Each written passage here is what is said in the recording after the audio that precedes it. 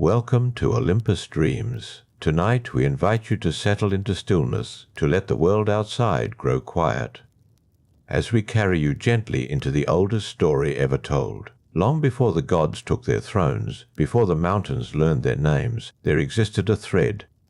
It did not begin. It did not announce itself. It simply was, thin and luminous, stretched across a darkness that had not yet learned to be called night.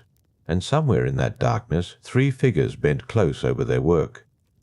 Tonight we follow the Moirai, the Fates, the ones who wove the lives of gods and mortals alike into a cloth no hand could unravel. But the story, as it always does, begins somewhere in the middle, with a conflict that has no clean starting point, with a tension that was already ancient before anyone thought to name it. There is a king whose name has been worn smooth by centuries of retelling. He sits in a hall where the torches burn low and the wine has long since cooled. He is not afraid of death in the way that mortals usually fear it. He is afraid of something quieter. He is afraid that his life has already been decided, that the choices he believes he is making are not choices at all, but steps along a path that was laid before his first breath. His priests have told him things. The oracles have spoken in their careful tilting language, and the words always curve back to the same place. The thread was cut before you arrived, they say. Before you arrived. He presses his palm flat against the stone table and he listens to the hall. He listens for something that will tell him the priests are wrong. The hall gives him nothing. Far from that king, in a room that exists slightly outside of ordinary space, a loom hums. It is not a sound anyone can quite hear with ears. It is felt, the way a vibration passes through the bones of the earth. The 3 sisters work without speaking. They rarely speak. Language for them is a slower and cruder thing than what passes between them through the work itself. Clotho draws the fibre from the spindle, raw and luminous. Lachesis measures with a steady eye and a rod of pale wood. Atropos waits with her shears, unhurried, the way a stone waits in a riverbed. They have been doing this since before the word before held any meaning. A young woman in another part of the world tears her shawl against a sharp branch and watches the threads unravel. She picks at one loose end, pulls it. The whole edge begins to loosen. She wraps the fraying cloth around her hand and thinks about a dream she had the previous winter. In the dream, something ancient had watched her from a distance that was not measured in distance at all. She had felt, even in sleep, that she was being assessed, considered, that someone was deciding how long her thread should be. She does not know the word Moirai, but she knows the feeling, and that feeling is the oldest conflict there is. It was already old when Achilles sat with it at the edge of the sea. He had been told his options with unusual clarity, a long, quiet life or a short, blazing one. His mother had wept both possibilities into the salt water. The choice was his, they said. And yet the shape of him, the fire in his chest, the way he woke each morning needing something the world could barely hold that had not been chosen, that was already woven. He was a man who loved glory the way the earth loves rain. He could not have been otherwise. And so what was the freedom in the choice, really? Only the moment of arrival. Only the exact step at which the already laid path was met. Clotho draws the fibre on. Lachesis measures. Atropos does not yet lift her shears. Not yet. There is a shepherd on a hillside who has never heard of Achilles. He is watching his flock and thinking about his daughter who is sick, and the healer who lives 2 valleys east, and the journey that he may or may not be able to make before the weather shifts. He is thinking in the way that most people think, practically, urgently. He is not thinking about fate. But the thread that contains him has already been drawn from the spindle, already measured. It runs through his morning the way light runs through a window. He does not know this.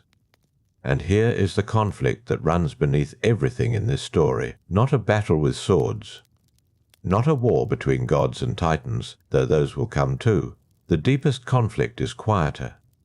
It is the one between necessity and will, between the thread as it is drawn and the life as it is lived, between knowing and not knowing, Between the three sisters at their loom and every creature who has ever looked up from a hard moment and wondered whether any of it could have gone differently. The king at his stone table still presses his palm flat, still listening. The shepherd still thinks about the 2 valleys east. The young woman with the fraying shawl tucks the loose threads inside her fist and keeps walking. And in the room that exists slightly outside of ordinary space, the loom hums on. Clotho. The spinner does not look up. She has not looked up in longer than mountains have existed.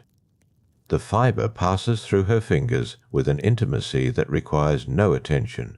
It is simply part of her. A continuous motion, like breathing, like tides. But in the oldest stories, the ones that the Greeks whispered and then forgot and then remembered again in new shapes, there are moments when the work at the loom falters, not because the sisters choose to stop, not because something forces their hands, but because the thread itself sometimes is strange. Strange in its weight, its colour, its resistance. There are lives that do not want to be measured. There are threads that pull back, and in those moments the 3 sisters pause. Together, a breath held across the span of time. Lachesis lifts her rod and looks again at the measurement. Atropos holds her shears perfectly still, and Clotho feels the strangeness beneath her fingers like a question. The loom does not answer questions. It only produces the cloth, but the pausing, the wondering, that is where this story lives, in the space between the spinning and the cutting, in the lives that were given their length before they knew to ask, in the gods who bargained, and the mortals who wept, and the heroes who ran toward their fates at full speed, as if speed could transform a destination into a choice. The king at the stone table will not find what he is listening for tonight, but somewhere very far from his hall. The loom keeps its low and ancient hum, and we are only just beginning. The shepherd decides, just before the light changes, to go. He does not announce this decision. There is no one to announce it to. His flock grazes in their slow, indifferent way, moving from one patch of dry grass to the next. A goat lifts her head and watches him with her sideways eye. He looks back at her for a moment.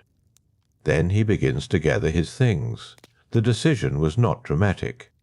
That is the thing about most decisions. They arrive like weather. You feel the change in the air before you can name it, and then the choice is already made, and you are simply catching up to the fact of it. He will take the eastern path before dawn. He will leave the flock with his neighbour's oldest son, a reliable boy who asks few questions. He will carry dried figs and a skin of water and the small clay charm his daughter made him 3 summers ago, when her hands were still steady and her eyes still bright. He has not let himself think about her eyes today. He thinks about them now. They are the colour of the hillside in late spring, not remarkable to anyone who does not know her. Everything to him. The thread that is his life runs forward into tomorrow. He cannot see it. No one ever sees it. But the path exists regardless, already laid through mornings he has not yet entered, through conversations he cannot anticipate. Through the particular slant of light that will fall across the healer's doorway, 2 valleys east when he arrives, tired and dusty and afraid, he shoulders his pack. The goat lowers her head and resumes eating. The loom, far away in its room that is not quite a room, registers nothing unusual. A man beginning a journey is ordinary cloth, plain fibre. The sisters do not pause for it. Clotho draws the thread on without ceremony. Lachesis holds her rod without adjusting it. This length was settled long ago, in a way that defies the word settled, because settling implies deliberation. And what the sisters do is less like deciding and more like discovering what was always already true. Far from the hillside, in the stone hall, the king has finally risen from the table. He did not find what he was listening for. He did not expect to. The listening was not truly about finding. It was about the particular quality of attention that comes in the hours after midnight, when the body is tired but the mind refuses its rest. He paces the length of the hall. His boots make a soft sound on the stone. The torches have burned lower still. One gutters and nearly fails before steadying itself again. The flame pulling upright like a sleeper, startled from a dream. He has been a king for 22 years. He remembers the morning he understood what that meant, not the ceremony, not the weight of the ceremonial objects placed in his hands. The morning after, when he woke alone in a strange room in his own palace and realized that the life that had belonged only to him was now shared with everyone who needed something from it. He had lain very still and stared at the ceiling and felt the texture of that realization settle into him. He had not chosen this. He was born into the choosing, which is not the same as choosing. His father had been a king. The thread had been drawn in a particular color from the beginning. He does not pace because he is angry. He paces because the body sometimes knows what the mind cannot yet hold, and his body is trying to work through something. A decision has been forming inside him for several weeks. He can feel its shape without being able to see it clearly. It concerns his youngest son, who is clever and restless and has his grandfather's eyes. It concerns the city to the south, and what the emissaries from that city said when they came in spring, and what they did not say. The decision is almost ready to be thought. He stops at the window. The dark outside is very complete. A few stars, wind moving through the courtyard trees. He does not know that 3 women are working right now in a room that his senses have no instrument to detect. He does not know that the shape of the decision he can almost think has already been woven into the cloth. The outcome is not yet cut. Atropos sits still, her shears quiet in her lap. But the general shape of it, the direction, the particular texture of this king's life from this night forward that has been spun, it is already fibre, already thread. The choice will feel like his. This is not a deception. The choice will be his. He will make it with full attention and genuine uncertainty. He will weigh things carefully. He will lose sleep over it. He will ask counsel from people he trusts, and then do something no one recommended, because that is the shape of him. And that shape, too, was woven in. The young woman has stopped walking. She found shelter where the path bends close to a stand of pine trees. The ground there is dry and covered in needles, soft enough. She has unwrapped her hand from the fraying shawl and laid it across her lap. The loose threads drift a little in the evening air. She does not try to push them back into place. She is thinking about the dream again. In the dream there had been no images she could describe afterward. Only a quality of attention. The sense of being looked at from somewhere behind the visible. The sense that whoever or whatever was looking at her was not unkind, simply accurate. The way a weaver looks at a piece of cloth to understand its structure, without judgment, only assessment. She had woken from the dream with the feeling that something had been decided, not by her, about her. Now, in the pine-scented dusk, she turns this feeling over. She is not a woman given to frightening easily.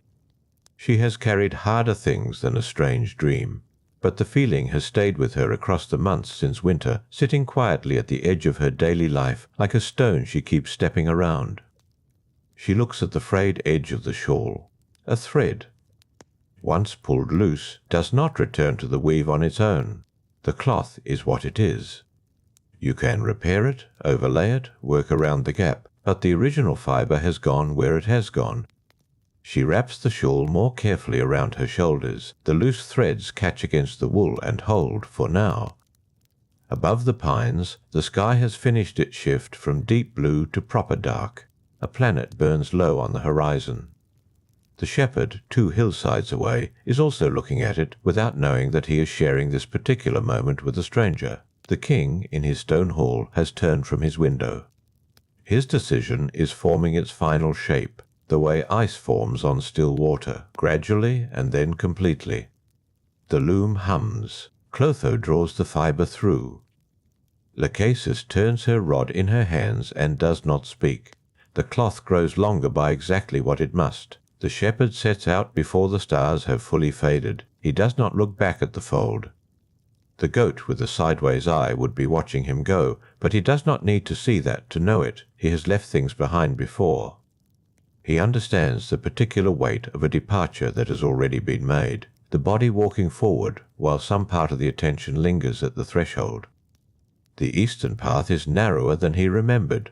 Grass has grown across it in places, the way grass does when a path is not used often enough to argue with it. He pushes through without difficulty. His legs remember this kind of walking even when his mind does not. The clay charm is in his left hand. He holds it loosely, the way you hold a thing that is not meant to be gripped. His daughter made it in the shape of nothing particular, a rounded body, two small protrusions that might be arms. She had pressed her thumb into the center, not decoratively, simply because her thumb was there and the clay was soft and the impression remained.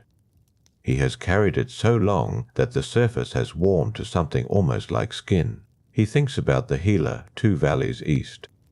He has heard the name spoken 3 times by 3 different people, not in the same conversation. Over the course of a year, in different villages, from people who did not know each other. 3 separate testimonies arriving without coordination. He had noticed this. He is a man who notices patterns, the way shepherds learn to. Watching the sky and the grass and the small shifts in animal behavior that signal what the next hours will bring, he had taken the 3 mentions as a kind of direction. Whether this was wisdom or hope dressed as wisdom, he cannot say with certainty. He is walking anyway. The path climbs before it descends. He reaches the high point as the sky is beginning its first grey softening, the stars releasing their grip on the dark one by one. The valley below is invisible still, filled with shadow, but he can smell water from somewhere down in it. A river or a wide stream. The smell is cool and particular, the smell of moving water over stone. He stops there for a moment, not to rest, to receive the moment, which is a different thing. Below him in the stone hall, the king has finally gone to his bed, the decision settled in him near the 3rd hour, in the way he had anticipated it would. Not dramatically. The shape of it simply completed itself, the way the last piece of a mosaic floor does. And suddenly the image is legible. That was not legible a moment before. He will send his youngest son as an emissary to the city in the south. He will not announce this widely. He will speak privately to the boy, whose name is Eros, who will take the news with the careful stillness he uses to hide his excitement. Eros has his grandfather's eyes, and also his grandfather's particular talent for keeping his face calm while his interior life moves quickly. The king recognizes this because he had it once too, before years of being watched by many people taught him a different kind of stillness. The decision feels clean. It feels correct. He does not know that it carries several consequences he has not imagined. He could not know this. The weave does not reveal its pattern from inside the fibre. He lies on his back in the dark of his room and listens to the wind outside the window. The courtyard trees are audible from here, a low, continuous sound, the individual leaves too small and numerous to distinguish, but the collective voice of them steady and calm. He has listened to those trees for 22 years. They were already old when he arrived. Sleep arrives for him gradually, the way it always does for people whose minds work hard. First the edges of thought soften, then the center. Then there is only the sound of the trees. In the pine grove the young woman is also sleeping. She made a small arrangement of her things before she lay down, her pack behind her head, the shawl drawn up close, the frayed edge tucked beneath her so the loose threads would not catch the night air. She is a careful person. She arranges things even when she is tired. Her breathing has slowed to the pace of someone deeply under. She dreams, though she will not remember this dream in the morning. In it she is standing in a room that is not quite a room. The walls are the texture of something woven. The light comes from no source she can identify. 3 figures sit with their backs to her, bent over work she cannot quite see. She does not approach them. She understands without being told that approaching would be wrong, not dangerous. Simply inappropriate, the way it would be wrong to interrupt someone deep in necessary work. She watches them. She notices that they do not speak to one another. They do not need to. Whatever they are doing it in a coordination so old and practiced that language would be extraneous to it. The sound of their work is almost musical. a pull and a slide and a soft percussion, repeating in a rhythm that is not quite regular but not quite irregular either, like breathing, like tide, like the movement of leaves in a wind that does not hurry. She notices one of them holds something still, shears perhaps, or something shaped like shears. They rest across her lap and catch no light at all, as if light found them unremarkable and moved past. She does not feel frightened. She feels, instead, a quality of recognition, as though she has been in this room before in a way that predates her own memory, as though she was here before she was she, when she was still only a decision being made, a colour of thread being selected. The dream does not end dramatically. It simply becomes something else, the way dreams do. She is outside again, under the pines, watching the planet on the horizon, and then she is only sleeping. The loom continues. Clotho does not pause. The thread she draws is the colour of travelling, a warm brown with something amber in it when the angle changes. She draws it steadily. Her hands have always been steady. There is no other way to do this work. Lachesis touches the measuring rod to the thread. She does not measure in any unit that has a name in human language. She measures in a way that is older than measurement, the way a river knows its own length without counting. The rod rests lightly. She reads what she reads. Atropos remains still. The shears are quiet in her hands, cool and patient. They have cut more threads than any mind could hold. They will cut more still. She does not anticipate it. She does not delay it. She is simply present, the way the end of every story is present in its beginning, waiting without urgency, requiring nothing but the fullness of what comes before. The room holds all three of them in its quiet. Outside the room, which is to say everywhere, the shepherd walks down into the valley toward the sound of water. The king's breathing deepens toward sleep. The young woman's dream dissolves into the uncomplicated dark. The cloth grows by one small measure more. The water reaches the shepherd before he reaches it. He smells it first. A coolness in the air, something mineral and clean underneath the dry warmth the path has held all evening. His feet know the change before his mind names it. They slow a little. They find the ground more carefully. He has been walking for several hours. The clay charm is still in his left hand, where it has been since he set out. He has not thought about it consciously for some time. It is simply there, the way a particular thought can be simply there, not demanding attention but present, warm from carrying. The path opens slightly where the land tilts down toward the stream. The trees here are different from the ones higher up. Wider, more water in them. Their roots must reach down to something he cannot see. He finds a flat stone at the edge of the bank and sits. The stream is not large. In this season the water runs low and clear over the pale rock of its bed. He can see the bottom in most places. The sound of it is the sound of careful continuity, neither urgent nor absent. The same sound it made before he arrived, and will make after he leaves. He sets the charm down beside him on the stone. He does not look at it directly. He looks at the water. His daughter made it in the morning, 3 days before he left. She did not tell him what it was for. She pressed the thumbprint into the centre of it while the clay was still yielding, and then held it out to him without ceremony. He had taken it in both hands and looked at it for a moment, and then put it in his left hand, where it had remained. She is 11 years old. She has a habit of making things for people without explaining why. He thinks about her now, sitting at the stream's edge in the dark. He thinks about the particular angle of her concentration when she is working with her hands, the way her mouth goes slightly open, the way she forgets to blink. He thinks she is sleeping now. It is late enough. He thinks she will be fine.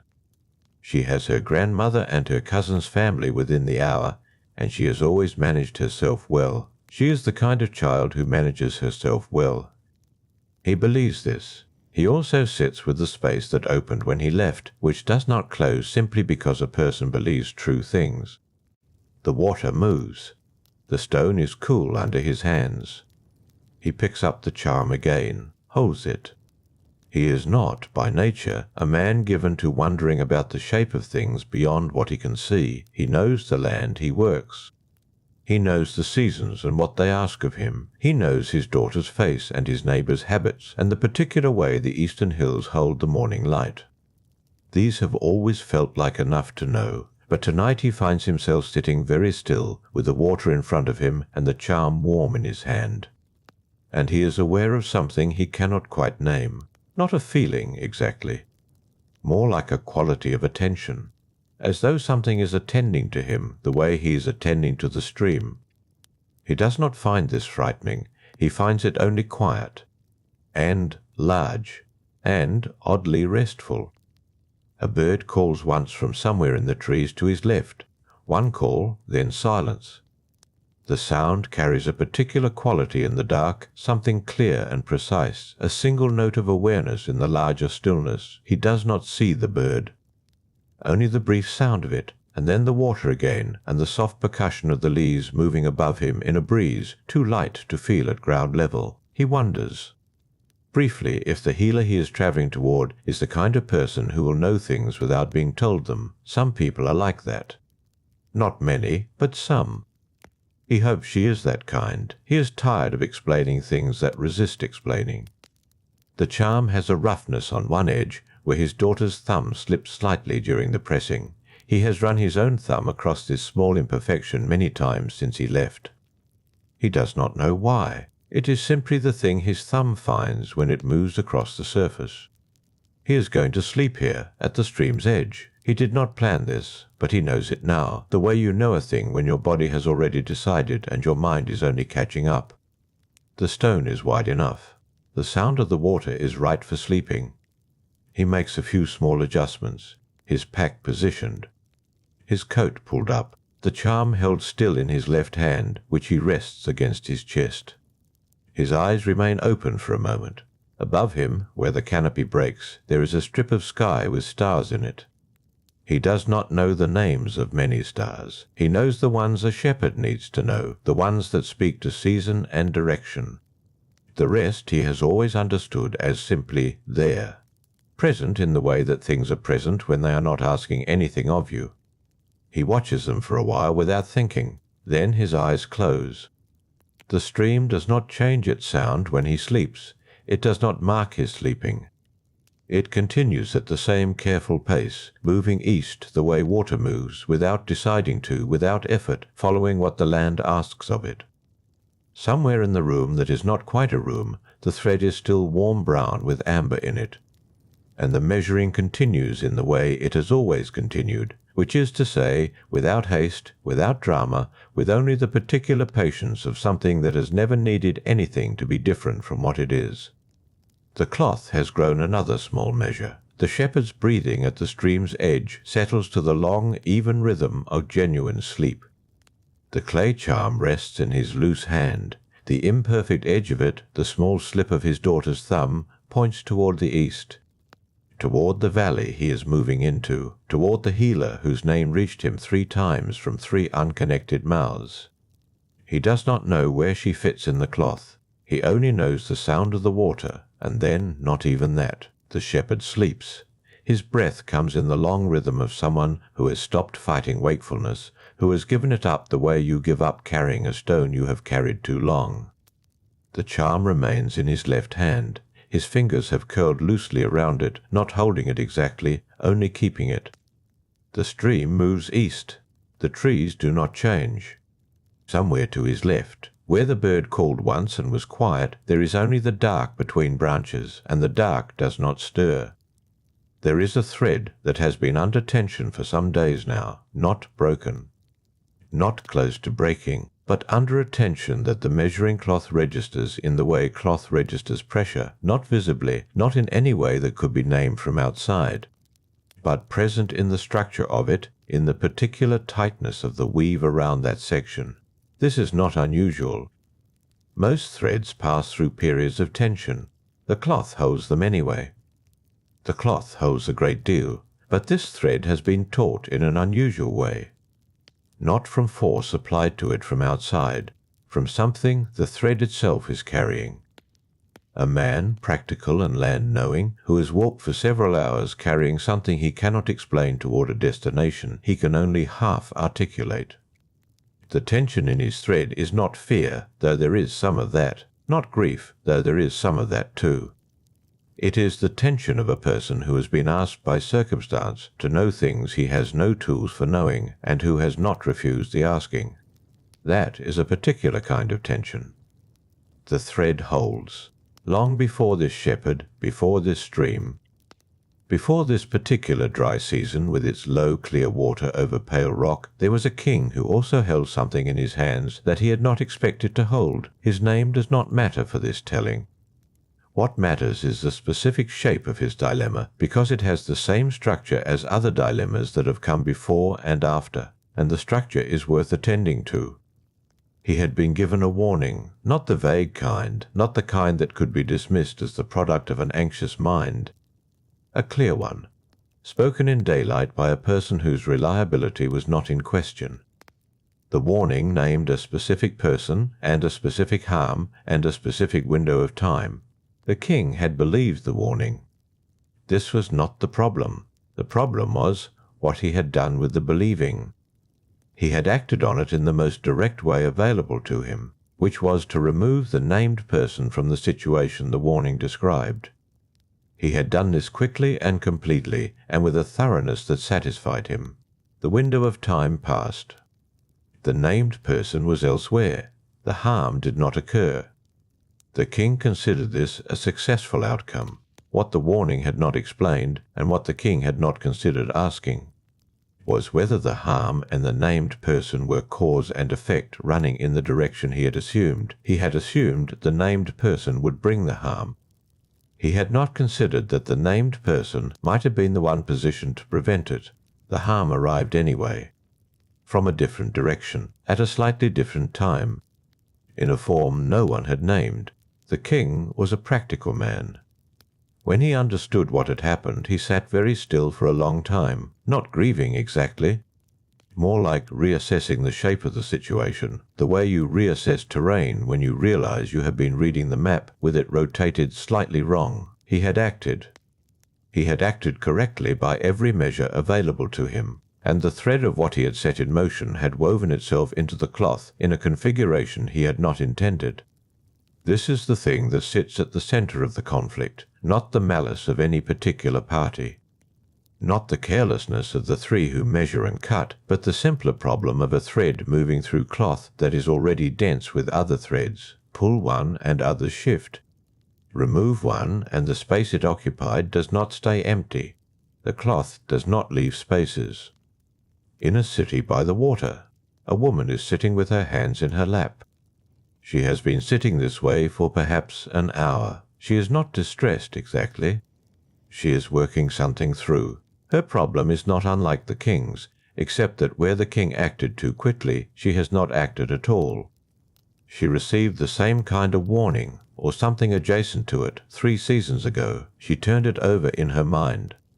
She measured it against what she knew. She found herself unable to be certain which path the warning was pointing her toward. And so she did what cautious people sometimes do with warnings they cannot pass. She waited. The season changed, then another, then the third. She is sitting now with the understanding that the waiting has itself become a choice, that inaction woven long enough becomes a thread in its own right, that the cloth does not distinguish between what you did and what you declined to do. Both show up in the pattern. She is not a person given to self-recrimination. She is, in fact, quite steady.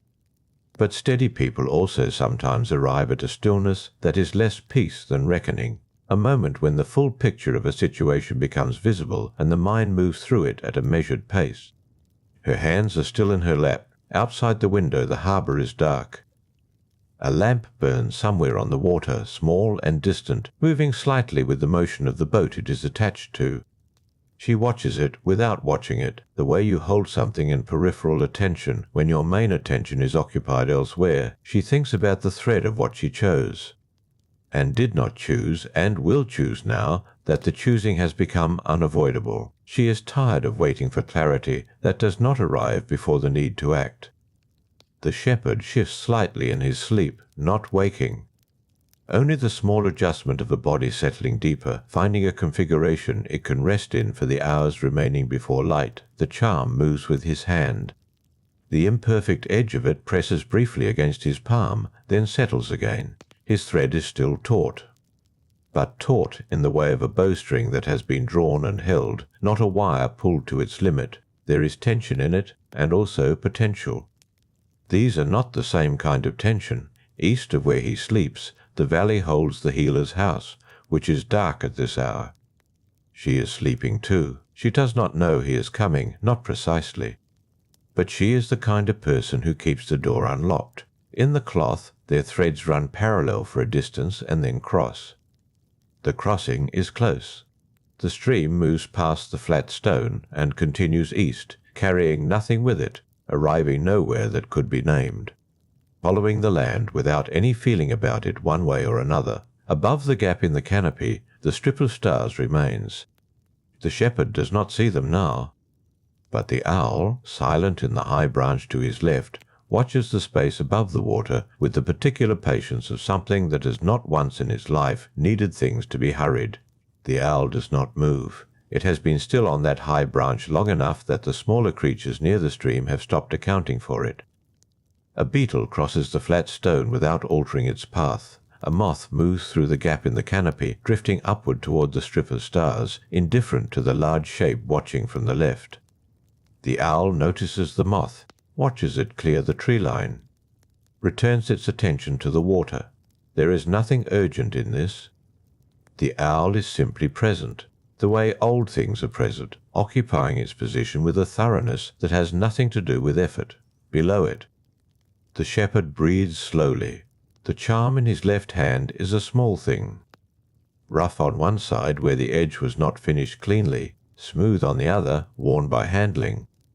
It is the kind of object that accumulates meaning not from what it is, but from how long it has been carried. This one has been carried a long time. The warmth of his palm has transferred into it. It holds heat, the way river stones hold heat, slowly, and releases it the same way. His breathing is even. His chest rises and falls with the unhurried rhythm of a body that has surrendered the small negotiations of wakefulness and gone somewhere simpler. The stream continues east. Before the three were three. There was the question of what they would be. This is the part that is rarely told. Not because it was hidden, but because it belongs to a time when the telling itself had not yet begun. Before story there was only arrangement. Before arrangement there was only the problem of what to do with the fact of time. Time existed before anything had a name for it. It moves the way water moves, not because it is going somewhere in particular, but because motion is what it is. It could not be stopped. It could not be redirected. It accumulated behind itself and was already gone before it arrived. Something had to mark it, not contain it, not govern it. The old cosmic powers understood, even in that earliest arrangement, that time was not a territory to be claimed. It was a medium, like water, like air. The question was not who would own it, but who would know how to move through it without being lost. The three emerged from this necessity, not all at once, not from a single source. The oldest accounts disagree about the order of things, about which came first, which followed. Some say they were born together, inseparable from the first moment. Others say the eldest arrived alone, and the other two grew out of what she began, that Clotho was the original condition, and Lachesis the recognition of what Clotho had made, and Atropos the understanding that recognition without ending is not completion, but accumulation without form. What the oldest accounts agree on is the quality of their attention. Not authority, not power, though power followed. The first thing, the foundational thing, was attention of a particular kind, the capacity to observe time without being subject to it, to hold a thread and know, not through calculation, but through something closer to perception, where it was going. This is not a common capacity. The gods who came after had their domains. Sky, sea, grain, forge, each knew their territory deeply.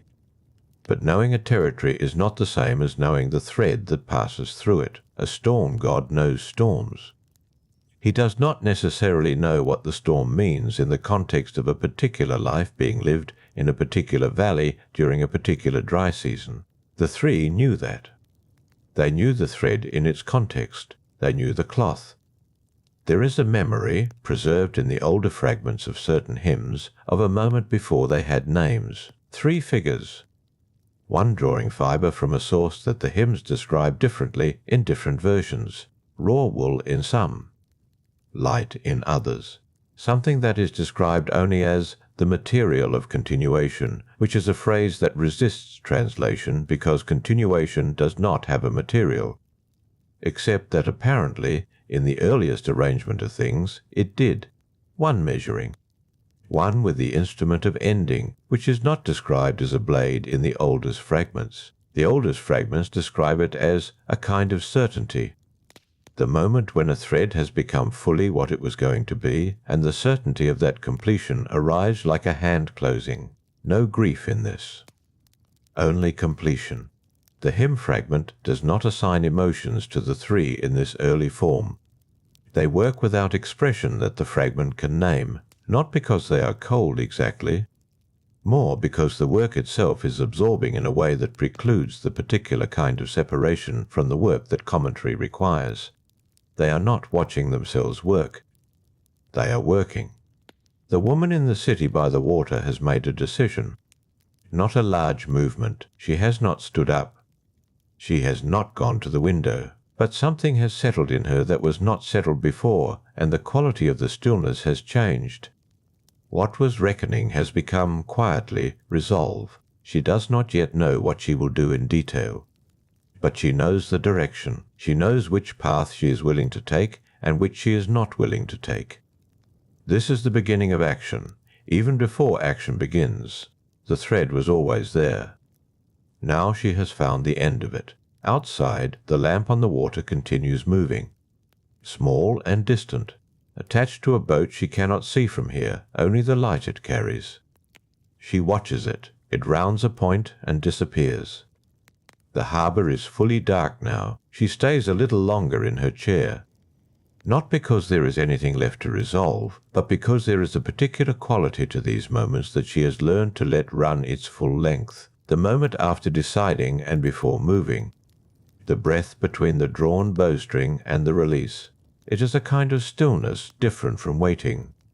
She knows the difference now. The stream passes the flat stone and continues east. The shepherd does not wake. The charm in his hand has cooled slightly in the hour since he stopped moving. The imperfect edge of it rests against the crease of his palm, where the lines that some practitioners claim to read run shallow and unremarkable. His hands are a shepherd's hands, marked by work and weather. The crossing with the healer's thread is close. Not tonight, but soon enough that tonight is part of the approach, the interval of distance that is already, in the cloth, part of the arrival. The owl shifts its weight on the branch, not flight. Only the small readjustment of a body maintaining its position through the long dark hours. Above the gap in the canopy, the strip of stars has moved slightly with the turning of the night. The same stars, new positions. The gap is unchanged. The water below it catches a faint reflection and releases it again with the current. The shepherd breathes. The charm holds its warmth. The three, wherever they are working. The cloth does not wait for morning to continue growing. The stream finds its way around the roots of an old tree and continues. There is no sound larger than water tonight. No wind through the upper branches. No animal moving through the undergrowth on either bank. Only the stream finding its level, the small percussion of it against stone, and beneath that, the breathing of the shepherd where he lies on the soft ground. His left hand has not moved. The charm rests where it came to rest when sleep took him, pressed against the lines of his palm. The warmth it holds is the warmth a stone holds after long handling, not heat exactly. A kind of residual presence, the record of contact. The owl does not look at him. It faces east, toward the direction the stream travels, toward the place where the canopy thins and the first suggestion of a field begins. Its eyes are open. They are always open, or very nearly. What the owl watches is not visible to any other creature present. This is not unusual. Most watching is private. There is a kind of thinking that happens in stillness, not the thinking that works toward a conclusion, building argument on argument until a position is reached, a different kind. The kind that moves the way water moves, not by force, but by the slow following of contour. It goes where the ground takes it. It does not argue with the shape of things. The woman in the harbour city is doing this kind of thinking now. She has made her decision. That part is finished. What remains is not second-guessing, which she has done enough of for one night, but a slower process, the mind returning to what it has just moved through. The way a hand returns to a place that was warm after the warmth is gone, just to know where it was. She is not second-guessing. She is only following the path backward, gently to see where the ground changed. The room is dark except for the lamp she left burning on the low table. Its flame is steady. No draught reaches it here. The window is closed against the harbour air, which at this hour smells of tide and rope and the residue of the day's commerce. All the carried things, all the arrived and departed. She thinks of her mother. Not from grief, not from longing. The thought arrives, the way the thought of a path arrives when you are standing at a different path, a brief comparison. Her mother made a decision once, also at night, also alone in a room. She never asked what the deciding felt like from inside. There had been time to ask, and she had not asked, and now there was not. This is not something she can change. It is simply a fact of the particular cloth she inhabits. A thread she did not measure and will not cut, already woven, already passed. She lets the thought go, the way the lamplight goes when the harbour boat carrying it rounds a point. It does not vanish. It passes out of view. The difference matters to her. In certain older texts, the work of the three is described not as creation but as record. This distinction was important to the philosophers who made it. Creation implies intention toward a particular outcome. Record implies attention to what is actually occurring. These are not the same activity. The philosophers argued at length about which the three were actually doing. The arguments survive in fragments, partial and inconclusive, as philosophical arguments often do when the subject is large enough. But the fragments share something, a common unease with the framing of the question, a sense that neither word was quite right. One fragment puts it this way: they are not creators because the thread exists before they touch it. They are not recorders because the thread does not fully exist until they have drawn it. There is a word needed here that we do not have. Something between witnessing and making. Closer, perhaps, to tending. Tending is the word one fragment settles on and then immediately qualifies. Tending, but of something that tends itself. Attention brought to a process that would occur without the attention, except that, without the attention, it would occur unwitnessed, and something in the older accounts insists that unwitnessed is not the same as completed. The cloth requires the looking. This is not an easy idea. It was not easy for the philosophers who wrote the fragments, and it is not easy now. But there is a texture to it, even in partial understanding, the sense that attention is not passive, that to observe carefully is also to participate in what is observed, not by changing it, but by completing it, by being the thing that knows it happened. This is what the three provide, not fate in the sense of enforcement, not a decree from above, something quieter. The sustained, uninterrupted attention that allows the cloth to be fully what it is. The stars above the canopy gap have shifted again. A small movement. The incremental turning that does not announce itself between one glance and the next, but accumulates over the hours into real distance travelled. What was overhead is now edging west. What will be overhead is still rising in the east. The shepherd turns in his sleep, not fully. A partial turn, the body negotiating with the ground, finding a new arrangement. His left hand moves with him and settles again. The charm remains. It has not fallen. It fits too naturally in the crease of his grip to fall without effort. He makes no sound. The stream accepts a small leaf that has come loose from somewhere upstream. It takes the leaf without slowing, carries it past the flat stone, carries it east. The flat stone does not change. It has been in that position for longer than the shepherd has been alive, long enough that the stream has worn a shallow groove along its upstream edge. Water memory, the record of sustained contact. The owl's feathers settle slightly, not sleep. Only the small economies of a body that knows how to be still without stiffening. The night continues in its long way. The cloth continues in its longer way, somewhere. A thread is being drawn that will not be measured until morning. Somewhere, a thread measured long ago is approaching the place in the cloth where it will finally lie flat. Its tension resolved, its direction clear. The shepherd will not know this tonight. He will wake when the light changes and gather his things and move toward the field where his animals are. He will carry the charm without thinking about carrying it. He will not know what it holds against. The healer's road runs parallel to his for another day.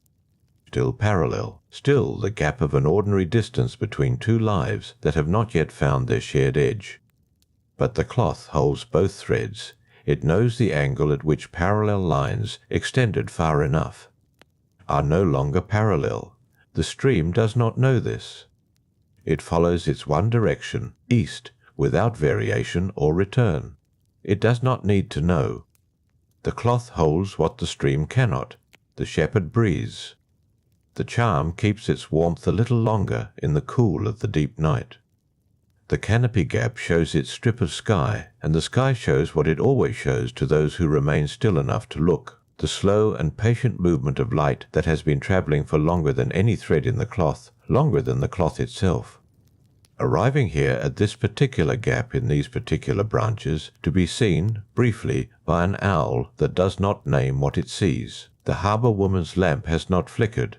It sits on the low table where she placed it, burning with the same steady attention it has kept all night. The flame does not reach the walls. It illuminates the table, the space above the table, the lower half of her hands where they rest in her lap. The rest of the room exists in the particular darkness that gathers around a single light source, not threatening. Simply beyond. She has been sitting for a long time. The decision is made. That part is finished. What remains is the long aftermath of a decision, the sitting with it, the way it settles differently than anticipated. Heavier in some places, lighter in others, nothing like the shape she expected when she was still approaching it. Her mother sat like this once. In a room with a lamp. At night.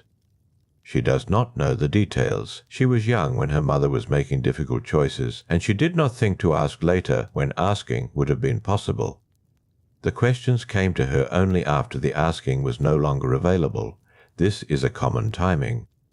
The cloth holds many threads of this particular colour. She wonders, sitting here now, if her mother also felt this settling. This strange quiet after a long night of deciding. The cloth holds the wondering too. It holds the space between her question and her mother's answer, which will now never arrive by ordinary means. That space is not empty in the cloth. It has a shape, a texture. The three have not overlooked it, simply because it was never spoken aloud. The unasked questions are threaded there as well, running alongside what was said and what was done. Part of the same weave. In older stories, the three are assigned particular tasks with particular instruments. One draws the fibre, one measures its length, one cuts. These assignments are often described as if they are separate activities performed by separate persons at separate moments. They are not separate. The drawing already implies the measuring. The measuring already implies the cutting. The three do not work in sequence, though the stories often arrange them that way for the benefit of listeners who require a beginning and a middle and an end. The cloth does not require this. The cloth holds all three activities at once, which is part of why it exceeds ordinary comprehension. There is a story, older than most accounts preserve, in which a mortal asked the one who draws the fibre why she did not draw it longer. The one who draws said, "I draw it to its length." The mortal asked, "But could you not draw it further?" The one who draws considered this. Then she said, "Further than its length is not longer." It is different, a different thread, a different life. That life has its own length, which I also draw to its extent. The mortal did not find this satisfying. The cloth was not troubled by the mortal's dissatisfaction. This is the difficulty that appears in many records of such exchanges. The mortal seeking more always wants the additional length for the same life, not for a different one, but extension does not work this way. What you extend, you alter. The thread that runs 10 years longer is not the same thread with 10 years added.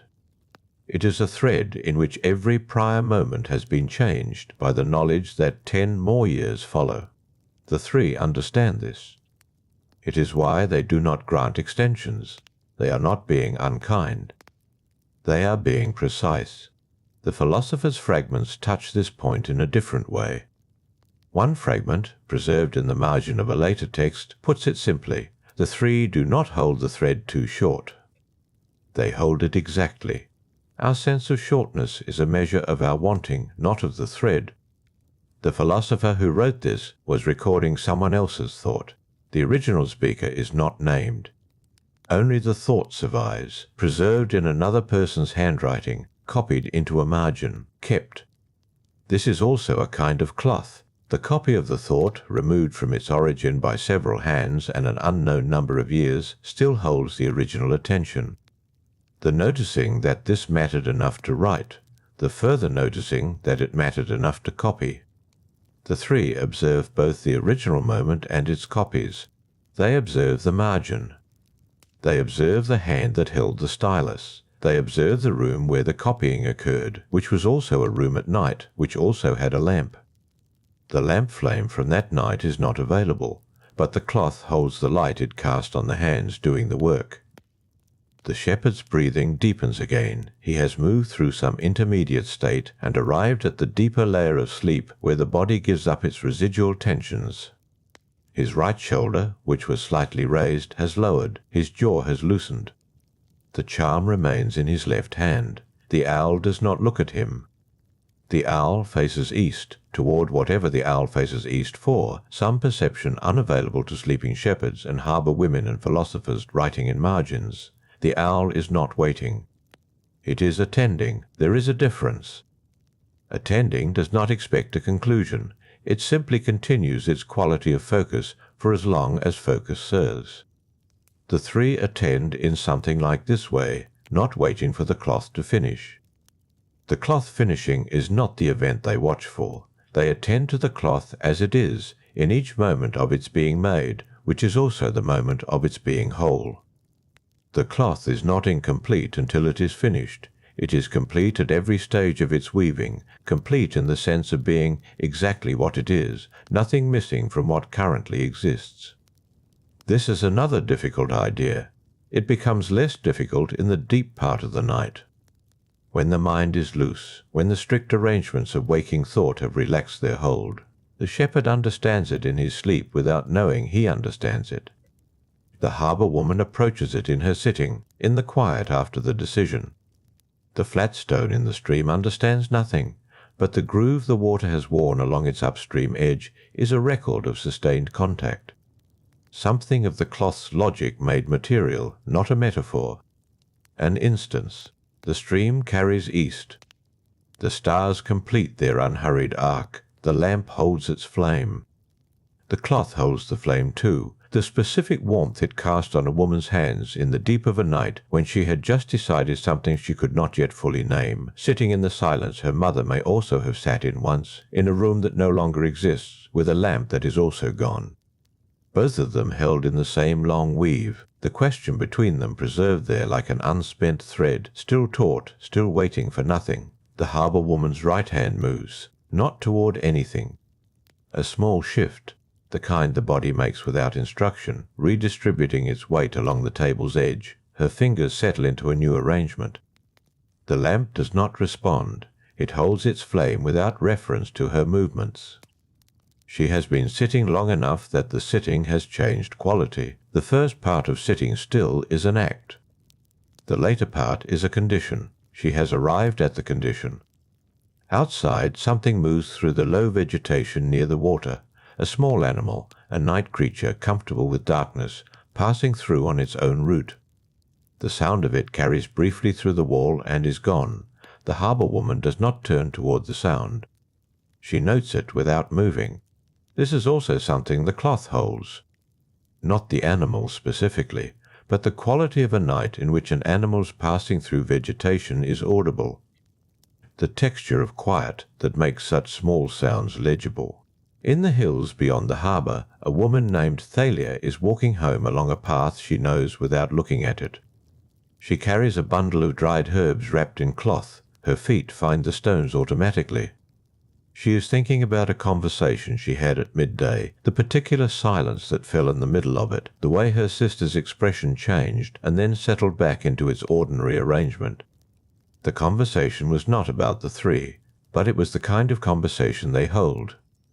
Two people sitting across from each other, something moving between them that neither has named, both of them feeling the shape of it without being able to say its edges. The herbs and the silence and the sister's face and the stone path at night are all in the cloth. They are woven at their natural weight, not heavier for being noticed, not lighter for being forgotten.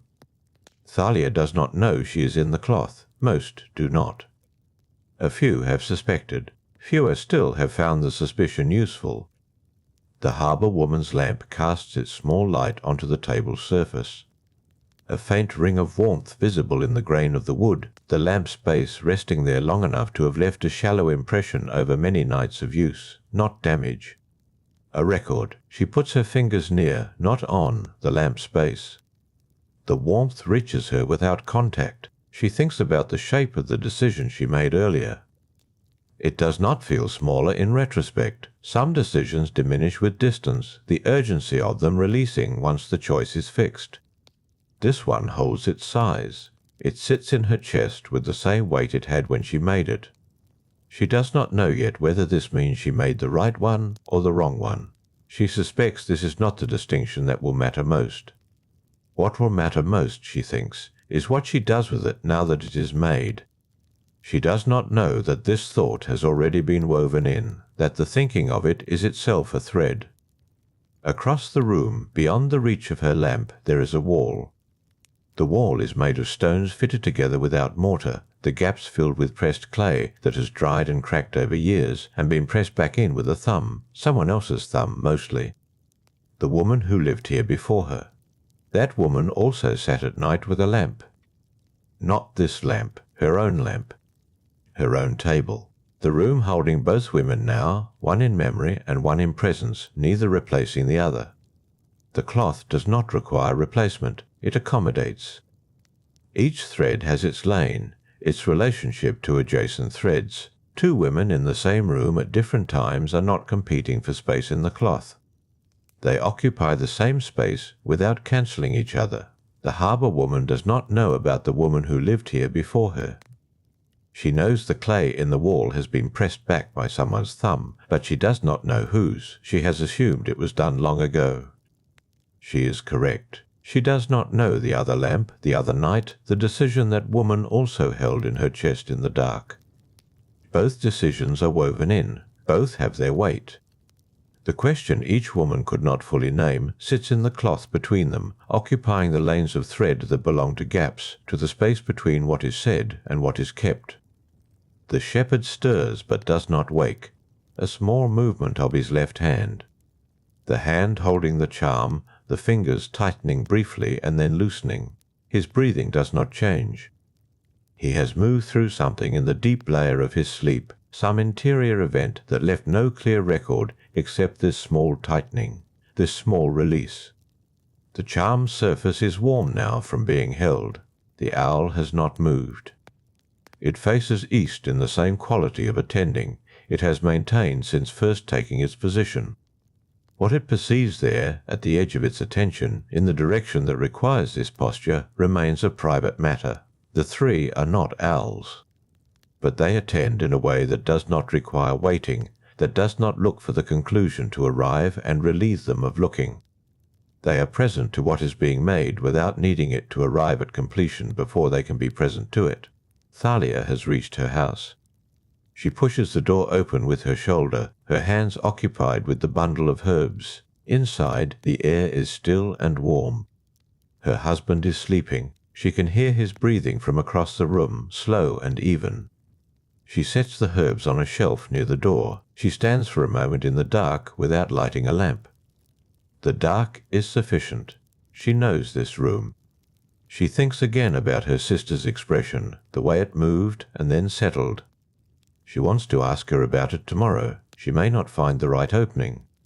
She has wanted to ask before and not found it. That gap, the asking and the not asking and the wanting to ask, has its own thread.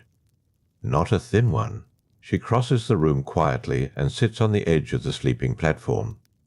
Her husband's breathing does not change. She removes her sandals and sets them on the floor beside her feet with a careful sound, placing them rather than dropping them. The three note the care in the placing, not because it is significant in the way a great choice is significant, because it is what it is, a woman in a dark room being careful with a sound, being considerate of another person's sleep. These small considerations are also threads, often finer than the large events, but not less real for their fineness. The cloth is not made only of crises and decisions. It is made of everything. Back in the harbour room, the lamp's flame leans slightly to one side. Not much, barely visible. Some small current in the air, a movement from somewhere in the wall's fitted stones, has found the flame's edge. The flame accommodates it. Leans, holds, returns. The harbour woman watches this without deciding to watch it. Her attention has found it, the way attention finds a small change in a familiar field. When the flame returns to its upright position, she releases a breath she had not known she was holding. The breath releases, and the room is as it was. The flame stands straight. The harbour woman's hands rest on the table. The lamp's base holds its warmth in the grain of the wood. Nothing has changed, and yet something has passed through the room, some small event. A movement of air and a woman's held breath, and the flame's small accommodation. That will not happen again in exactly this way. This is what the three hold most carefully, not the great events. Those hold themselves. They have mass enough to remain. What requires careful holding is the unrepeatable small thing, the specific quality of a specific breath released in a specific room on a specific night when a flame has just returned from its brief leaning. There is no second chance at the particular. The cloth holds this. The harbour woman shifts on her stool. She draws her shawl closer, not from cold, the room is not cold, but from the gesture's comfort. The way certain small arrangements of the body signal the mind toward rest. Her hands come to her lap. She looks at the lamp for a moment longer and then looks away, toward the window, where the night sits without offering anything back. The decision she made earlier still has its weight. She is not done with it yet, but she is done, for now, with thinking about it. There is a difference. The thinking can be set down without the decision going anywhere. It will be there in the morning with the same weight and the same unresolved edges. She does not need to solve it tonight. This is itself a kind of wisdom, the three have observed, when a mortal learns to set down the thinking without abandoning the matter. It requires trust that the mind will return to it, rested, that rest does not constitute forgetting. Many cannot manage it. They turn the question over and over in the dark hours until it is worn smooth from handling and they are tired in the morning, no closer to the answer than when they began. She has managed it tonight. The decision will keep. She rises from the stool. The movement is slow, unhurried, the movement of a person not going anywhere urgent. She carries the lamp toward the sleeping area, its flame making the room's shadows shift and resettle as she moves through them. The shadow of the table's edge crosses the floor in a new direction. The shadow of the window's frame moves briefly across the wall. A lamp carried through a room changes everything it passes and then leaves everything behind it returned to dark. The clay vessels on the high shelf catch a moment of light as she passes beneath them. 3 of them, of unequal size, made with visible handprints in the clay where someone gripped them on the wheel. Old work. Someone's hands, which are now long elsewhere. Pressed into the clay of these vessels, and the impression of that grip remained when the clay hardened. She has looked at these vessels many times without thinking about the hands that made them. Tonight she looks up at them as she passes, the lamplight touching the marks briefly.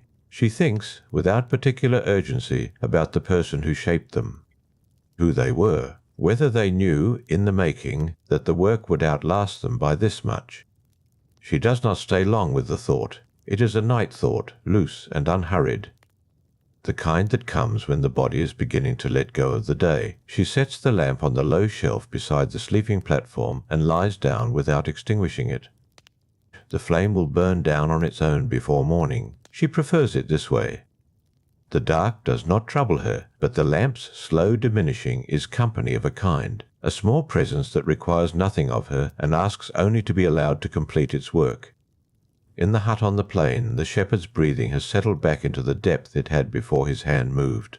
The charm rests in his fingers, warm and still. The owl on the beam has not turned. Whatever it attends to in the eastern dark, it attends to with the same patience it had an hour ago, and will have an hour from now. There is a new thing in the hut tonight. The shepherd, before sleeping, set a small clay bowl near the door.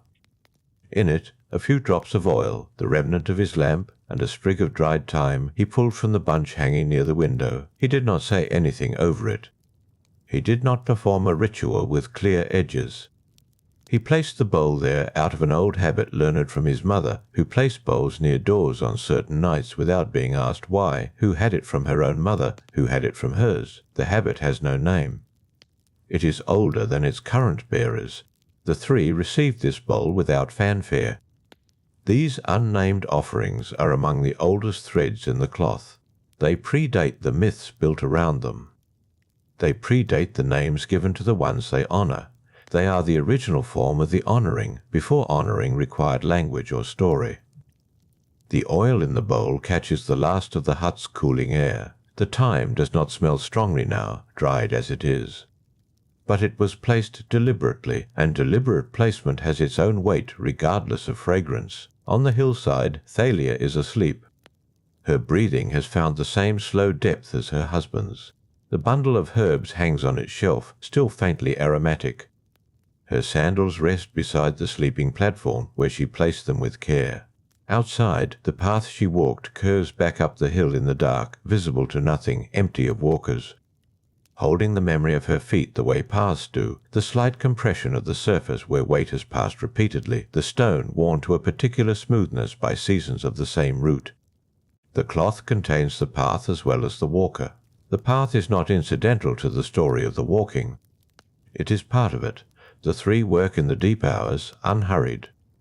The loom between them is patient. The thread comes from its own source, which is not a place that can be visited, and passes through their hands at the pace it requires. There is no faster way. The cloth is not built for speed. It is built for completeness.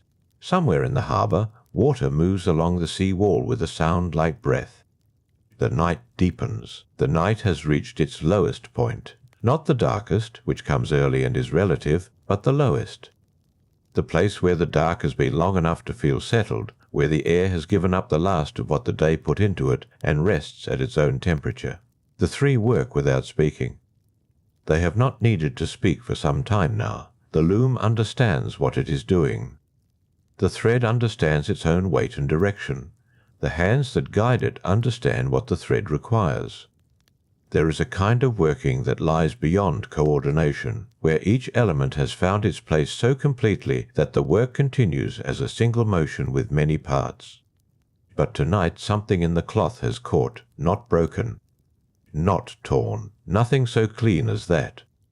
A catch is more subtle, a place where the thread does not pass smoothly through the warp, where some resistance has developed that was not there before. The oldest of the three notices it first. She does not stop her movement. She continues the pass, the thread pulling slightly, the tension registering in her fingers the way tension always does, as information first and problem second. She draws the thread back, examines the cloth where the catch occurred. The warp threads are intact.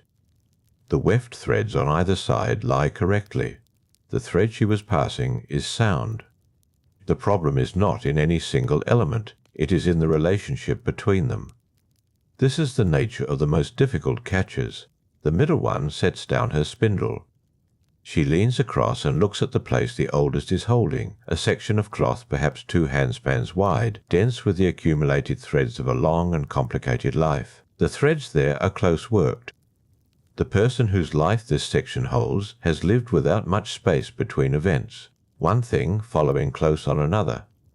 Not by misfortune, simply by the density of their engagement with the world. Dense worked sections catch more easily. There is less room for error and less room for correction. The youngest looks up from the far end of the loom but does not move. She watches the other two. Her work continues without her looking at it, her hands finding the thread by feel, a long-developed habit that allows her attention elsewhere. The oldest draws the thread back fully and sets it free from the shuttle. She turns the shuttle in her hands once. The thread is not wrong. The shuttle is not wrong. She looks again at the cloth. The catch is in a thread that was laid down many seasons ago. Not this night's work, older. A thread from a time before certain other threads were woven beside it. When that thread was laid, the cloth around it was sparser. There was room for it to settle, but the cloth has grown denser since, and the old thread, under the new pressure of its neighbours, has shifted. Not much. Enough. This is the conflict that does not announce itself. There are challenges, the cloth presents that are visible from some distance. Angled skein, a knot in the warp. These can be seen approaching and prepared for, but a thread that has shifted by a fraction over many seasons under the slow accumulation of surrounding work. A thread that was correct when it was placed and has become problematic only through time and pressure, this kind does not arrive as a crisis. It arrives as a catch, quiet and unremarkable, felt before it is understood. The middle one touches the old thread. She traces it back through the cloth with 2 fingers, following its path through the weft, noting where it crosses the warp lines, where it passes under and over, the pattern of its movement through the life it belongs to. She follows it back to a point where it passes near another thread, a thread from a different life, one that crossed this life briefly and then moved on. There. The 2 threads have, over the long accumulation, drawn closer together, not touching. Not quite, but close enough that the new work must navigate between them in a space that was once wider. The oldest looks at the middle one. The middle one looks back. No words. The problem is clear enough without them. The question is one of tension. If the new thread is passed with more force, it will push the 2 older threads apart and find its room. But force applied to old work risks disturbing threads that were settled long ago, threads whose disturbance would ripple back through earlier sections of the cloth, altering what was meant to be unalterable. If the new thread is passed with less force, it may catch again at the same point, or worse. It may pass so loosely that the section becomes uneven, the work there losing its integrity. There is no solution that carries no cost. The youngest has stopped her separate work now. She has set down her shuttle and come to stand beside the other 2, 3 pairs of hands near the same small section of cloth. 3 different angles of understanding. The youngest speaks, quiet enough to be almost part of the silence rather than separate from it. She says that the thread wanting to pass is connected to a life that has not reached its midpoint. There is much cloth still to be made for this person. The catch, if not addressed, will affect everything that follows. The rest of their cloth will be woven with this tension unresolved underneath it. The oldest says what the youngest has not said, that the old threads that have shifted belong to 2 people who have been dead for some generations. Their cloth is complete. Their sections are finished. Moving those threads now would change what was already recorded. The cloth holds what happened. Not what was meant to happen. Not what should have happened. What happened, to alter old work, is to unmake a truth that has already been lived. The middle one does not offer a solution. She keeps her fingers on the point of contact.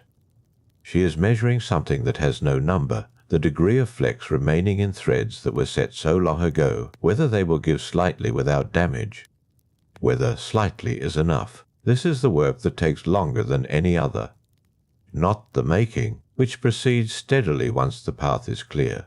But the reading of an old problem in a dense cloth, the weighing of what can be touched against what cannot, the search for a way forward that respects what has already been woven while leaving the new work sound. Outside the loom's unnamed place, the harbour woman's lamp has burned lower. The flame is half what it was when she lay down. The clay vessels on the high shelf are dark now, the lamplight no longer reaching them from this angle. The visible handprints in the clay are in shadow. The hands that made them are their own section of cloth, complete, settled, pressed into record the way the marks pressed into the clay. They cannot be asked to move. They are done. The shepherd's owl has turned at last. Whatever it watched in the eastern dark, it no longer watches. It has shifted on the beam and faces west now. The charm in the shepherd's fingers has grown cooler as the night air cooled around it. He does not feel this in his sleep. The cooling is recorded somewhere, in the cloth perhaps, in the slow adjustment of the night's temperature. In the way the thyme sprig in the clay bowl near the door has settled further into its own dried stillness. On the hillside, Talia's path holds its smoothness in the dark. The three remain at the place of the catch. The middle one's fingers have not moved. The night holds its depth. The problem is not solved. It is being understood, which must come before solving, and which sometimes, in the hardest cases, is all that the night allows. The middle one's fingers remain still, not frozen. Still in the way that water is still in a deep place, where movement has not stopped, but has become too slow to name. She is not thinking about the catch now. Or rather, she is thinking about it by not thinking about it, by letting the problem rest against her attention without demanding anything from it. This is a different kind of knowing. It arrives when the mind stops pushing. The oldest has moved slightly away from the loom, not far. A step. She stands with her hands at her sides, looking at the cloth in the way that requires distance rather than closeness. What cannot be seen at close range sometimes becomes clear when viewed from where the whole section is visible at once, the pattern of the affected area. The density of the surrounding work, the way the trouble sits within the larger cloth.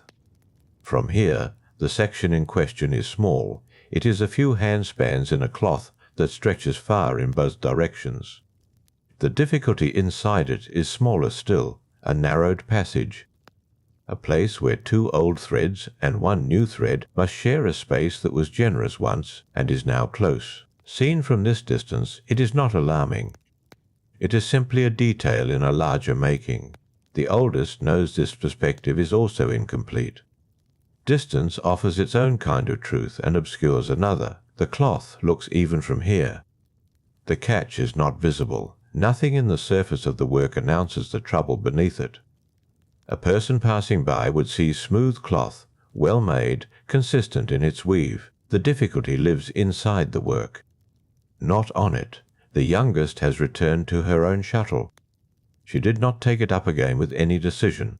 She simply found it in her hand, and the familiar weight of it settled her. She is not working. She is holding the shuttle the way a person holds something known, without needing it to do anything. For the comfort of the familiar shape, she is thinking, in her way, about the life connected to the thread that caught. She does not think in names. The person whose thread this is exists in the cloth as texture and colour and tension, as the character of the thread itself, the way it was spun. How it takes the light, the quality of give in it when it encounters pressure. This person's thread has a particular quality. A slight stiffness at intervals, not weakness. Stiffness. A tendency to hold rather than yield, to resist small adjustments until enough has accumulated to require a larger one. The youngest finds this quality present in many threads, not rare. A certain kind of life that accumulates quietly and does not release its adjustments in small regular portions, but holds them until they arrive all at once. This is not a flaw. The cloth accommodates it, but it means that when a passage is difficult, this thread will feel it more than others would. It will resist. It will catch. She turns the shuttle slowly in her hand. Once. Twice. The harbour woman's lamp has reached a lower point now. The flame pulls slightly toward one side, toward the small movement of air that finds its way under the door even when all doors are shut. This is a thing that happens in the last hours. The air shifts in some way too subtle to be called a wind. The flame follows it, leaning, casting the room in a long shadow that was not there before. The clay vessels on the high shelf are fully dark. The handprints pressed into the oldest vessel are invisible. The hands that press them are their own completed section, distant in the cloth, settled, unalterable. They do not press any more. They have already pressed. The impression they left exists because it happened, not because anyone has maintained it. The youngest thinks about this, though she is not at the shelf, cannot see the shelf, is nowhere near the harbour. She thinks about it anyway. About the difference between what happens and what endures, about how a thing can stop happening and still be present. The handprints are not being made. They are simply there. The fact of their having been made is recorded in the clay and in the cloth both. One record is physical, material, touched by lamplight. The other is woven, held in a texture and a weight that does not change. The middle one speaks. It is so quiet that the oldest is not certain she heard words. She looks toward her sister. The middle one says only that the old threads have more give than she expected. The oldest waits. This is information, not a solution. But it narrows something. The middle one traces the path again with her fingers, more slowly this time. She is testing rather than measuring now. There is a difference. Measurement asks how much. Testing asks how much before something changes. The two old threads, long settled, long finished, long recorded, have not become rigid. They have remained in the cloth the way all threads remain, present and passive, holding their place without tension because tension is no longer required of them. They are done. Their work is done, but done is not brittle. A thread that has fulfilled its purpose and been absorbed into the cloth is in some ways more supple than a thread still under the pressure of its active making. The middle one holds this thought beside the problem. More supple, possibly. Marginally. Enough to accommodate the new thread passing between them if the passage is made with a particular kind of care. Not force, not weakness. A third thing that is neither, the kind of pressure that moves gradually, that allows old wove to sense what is coming and receive it rather than resist. There is no word for this in the language the three use among themselves. There rarely is a word for the finest adjustments. The word is the action. The knowing is in the hands. The shepherd on the hillside has turned in his sleep, not woken. Turned. His cheek rests now on the arm that was beneath him, and the charm that was in his fingers has shifted against his palm. Still there, still cool. He breathes steadily into the darkness of his own sleep, unaware of the cloth that holds his thread, unaware of the night's quality around him, unaware of the owl still facing west on the beam above. The owl has not moved again. It watches the dark that the west holds at this hour. Whatever is there in that direction, low in the sky now, whatever the owl reads in it, it watches with the patient attention that owls bring to everything they consider worthy of watching. The charm in the shepherd's hand holds its coolness. The thyme sprig in the clay bowl near the door has not changed. It is exactly as still as it has been. Dry, intact, its small leaves holding their shape against the slow passage of the night air. It was placed there by hands that are now themselves a completed section. The sprig remains as those hands intended. This too is a kind of recording. On the hillside, Thalia's path runs smooth between the grasses. The dark does not disturb it. The path holds its worn clarity through the absence of light, the way it holds it through the presence of light. It exists because it was walked. And being walked was enough to make it permanent in the small quiet way that worn earth is permanent. The three have not spoken again. The middle one's fingers are moving now. Not working. Testing. The smallest possible motion, the reading of give in something that has not been asked to give for a very long time. She is listening with her hands to whether the old threads remember how to yield. The night continues at its depth. The problem sits at the loom, patient, present, waiting to be understood fully before it is touched with any decision. The youngest holds her shuttle, The oldest stands where the whole cloth is visible. The middle one listens. The catch rests in the cloth. Not a crisis. A question suspended in fibre and time, waiting for the kind of answer that can only be arrived at slowly. In the deep hours, when there is nothing else to attend to, and the hands are finally quiet enough to hear, the middle one's fingers find the edge of the give, not the centre of it. The edge. The place where the old thread transitions from what might yield to what will not. She does not press further. She marks the boundary in the way she marks all boundaries, with the tips of her fingers held still at the limit. Reading the distinction between pliable and fixed, the oldest watches from her position at the far edge of the cloth. She has not moved. Her role in these deep hours is to hold the whole in view, to remember the length and the breadth of what the catch is embedded within.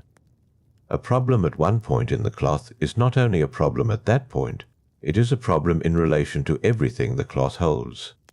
The oldest keeps this relation in mind. The youngest has not moved either. The shuttle rests against her palm. She waits. This is the nature of the deep hours. Waiting is not inaction here.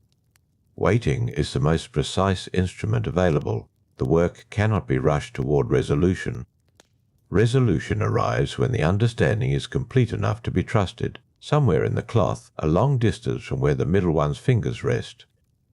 There is a thread that ended under difficult circumstances. It is not near the catch. It has no bearing on the catch, but the oldest can see it from where she stands, and she looks at it now because she has looked at it many times, and each time it tells her the same thing. Difficulty at the moment of completion does not determine how the thread sits in the cloth afterward. Difficult endings settle the same way gentle ones do. The cloth receives all its completed threads with equal patience. She looks away from that old thread, back toward the catch. The middle one has withdrawn her hands entirely. This is information too. The oldest has learned to read these small retirements. When the middle one withdraws without speaking, she is holding something in her mind that requires both hands to be free from sensation. She is thinking with a fullness that touch would interrupt. The youngest understands this as well. She does not look toward her sister. She looks at the shuttle. The shuttle is a plain thing, worked smooth by use. It carries the new thread through every passage it completes, and the thread is always different, but the shuttle itself remains the same. It does not change with what it carries. The youngest has always found something clarifying in this. The instrument is not the work. The instrument is what makes the work possible. She is not the thread. She is not even the cloth. She is the passage, the carrying through. The new thread is taut on the shuttle now, ready, waiting for the passage to be understood fully enough to enter it. Outside, the night is in its last deep stretch. The shepherd has not moved again. His breathing is the slow, settled breathing of someone who has been asleep long enough that the body has made peace with the ground beneath it. The cool charm in his palm has taken on the smallest warmth from his skin. Not much, just the edge of warmth. The charm has not changed. But it is no longer only cool. The owl remains on its beam. At some point in the hours past, something moved below in the grasses near the foot of the hill, something small, night-going, unhurried. The owl did not turn. It kept its attention toward the west, toward whatever holds its focus at this particular depth of night. The small movement in the grasses was not what the owl was watching for. The oldest has begun to move along the cloth. Not toward the catch, away from it. She is walking the length she can walk, reviewing what precedes the catch and what follows it. What precedes it, she knows with the certainty of work already completed. What follows it, she knows in the way the whole cloth can be known before its completion, by the threads already present, already positioned, already making their slow way through the weave. The new thread that must pass through the catch is one of many threads. What it requires now, at this narrowed passage, is not special treatment. It is accurate treatment, appropriate care, neither more nor less than the passage asks for. She reaches the far end of her walk, stops. The cloth extends further than her walk. It always does. This is not a lack. This is the cloth being what it is. She turns and begins back toward the catch. The middle one has raised her hands again. Not to the cloth yet. She holds them slightly apart at the level of the loom, and she is looking at the space between her palms. Not at her hands, at the space. She is rehearsing something, not the movement itself. The quality of the movement, the kind of pressure she described earlier, the third thing, neither force nor weakness. She is finding it in the air between her palms before she brings it to the cloth. The youngest watches this without appearing to watch. There is a particular patience required of the youngest in these moments. Her part in the passage of the new thread is significant. She carries it through, but she cannot carry it through until the passage is ready. And the passage is not ready until the middle one has fully understood the quality of pressure required, and the oldest has confirmed from the whole cloth view that the moment is approaching correctly. She waits. She holds the shuttle. She does not hurry the night. A memory of sorts moves through the space they work in, not a spoken memory. Not something the three discuss, but there was another catch long before, at a different narrowing in a different section of cloth that required a similar patience. That catch resolved. The thread that needed to pass did pass. The cloth held everything that followed. The three do not speak of it now. But the knowledge of it is present in the room, the way the handprints are present in the clay on the shelf in the harbour woman's dwelling, not being made. Simply there, already recorded.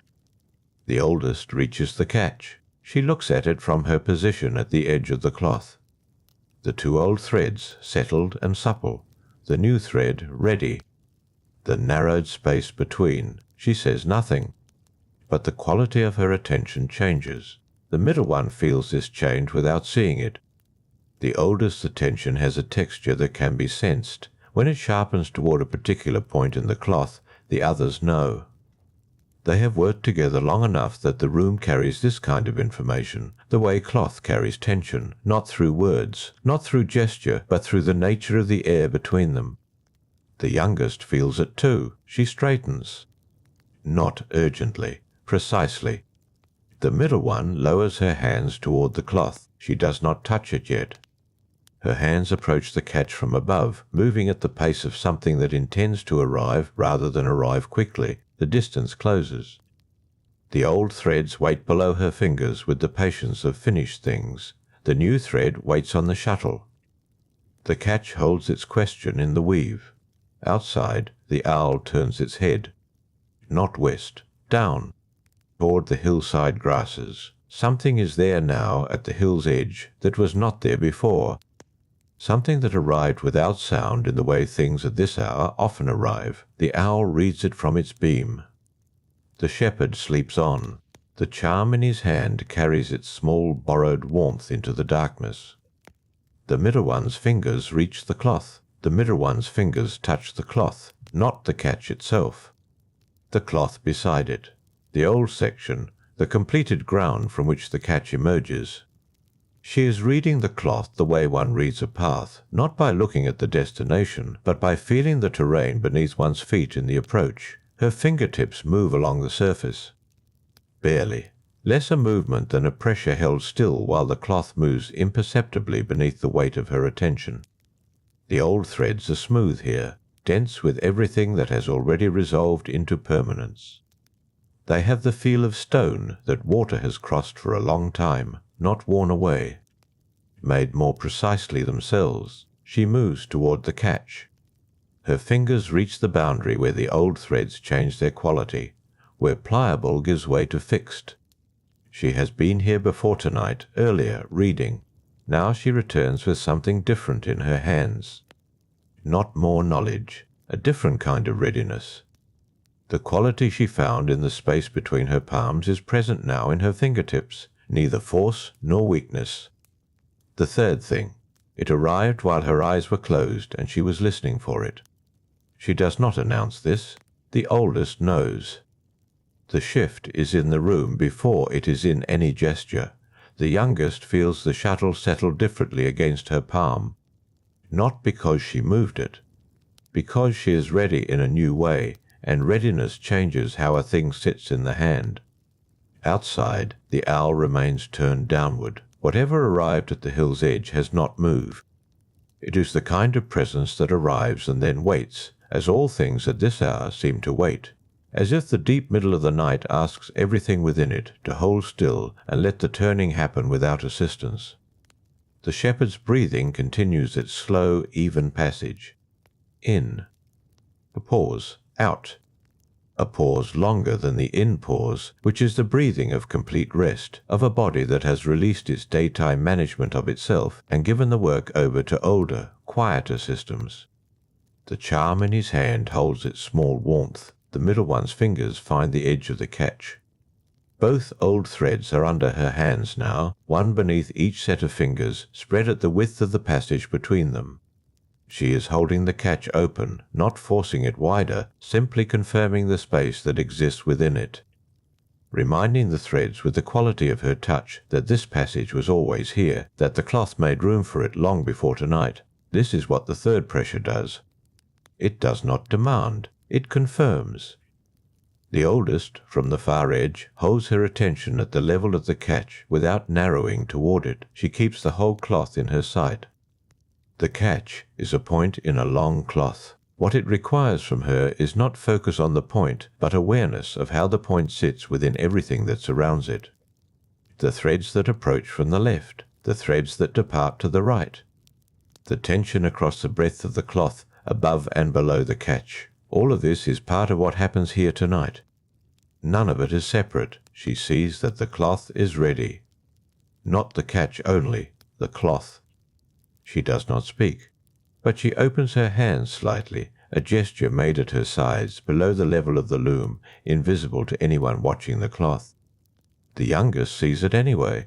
The youngest has always seen these small movements.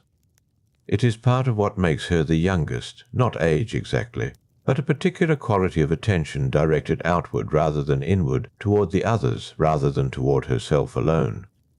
The youngest lifts the shuttle, just slightly. A reposition. The thread on it shifts with the movement, resettling into its tautness. She brings the shuttle level with the catch, not rushing the last distance, holding it at the boundary of the approach. The lamp throws its light across the cloth.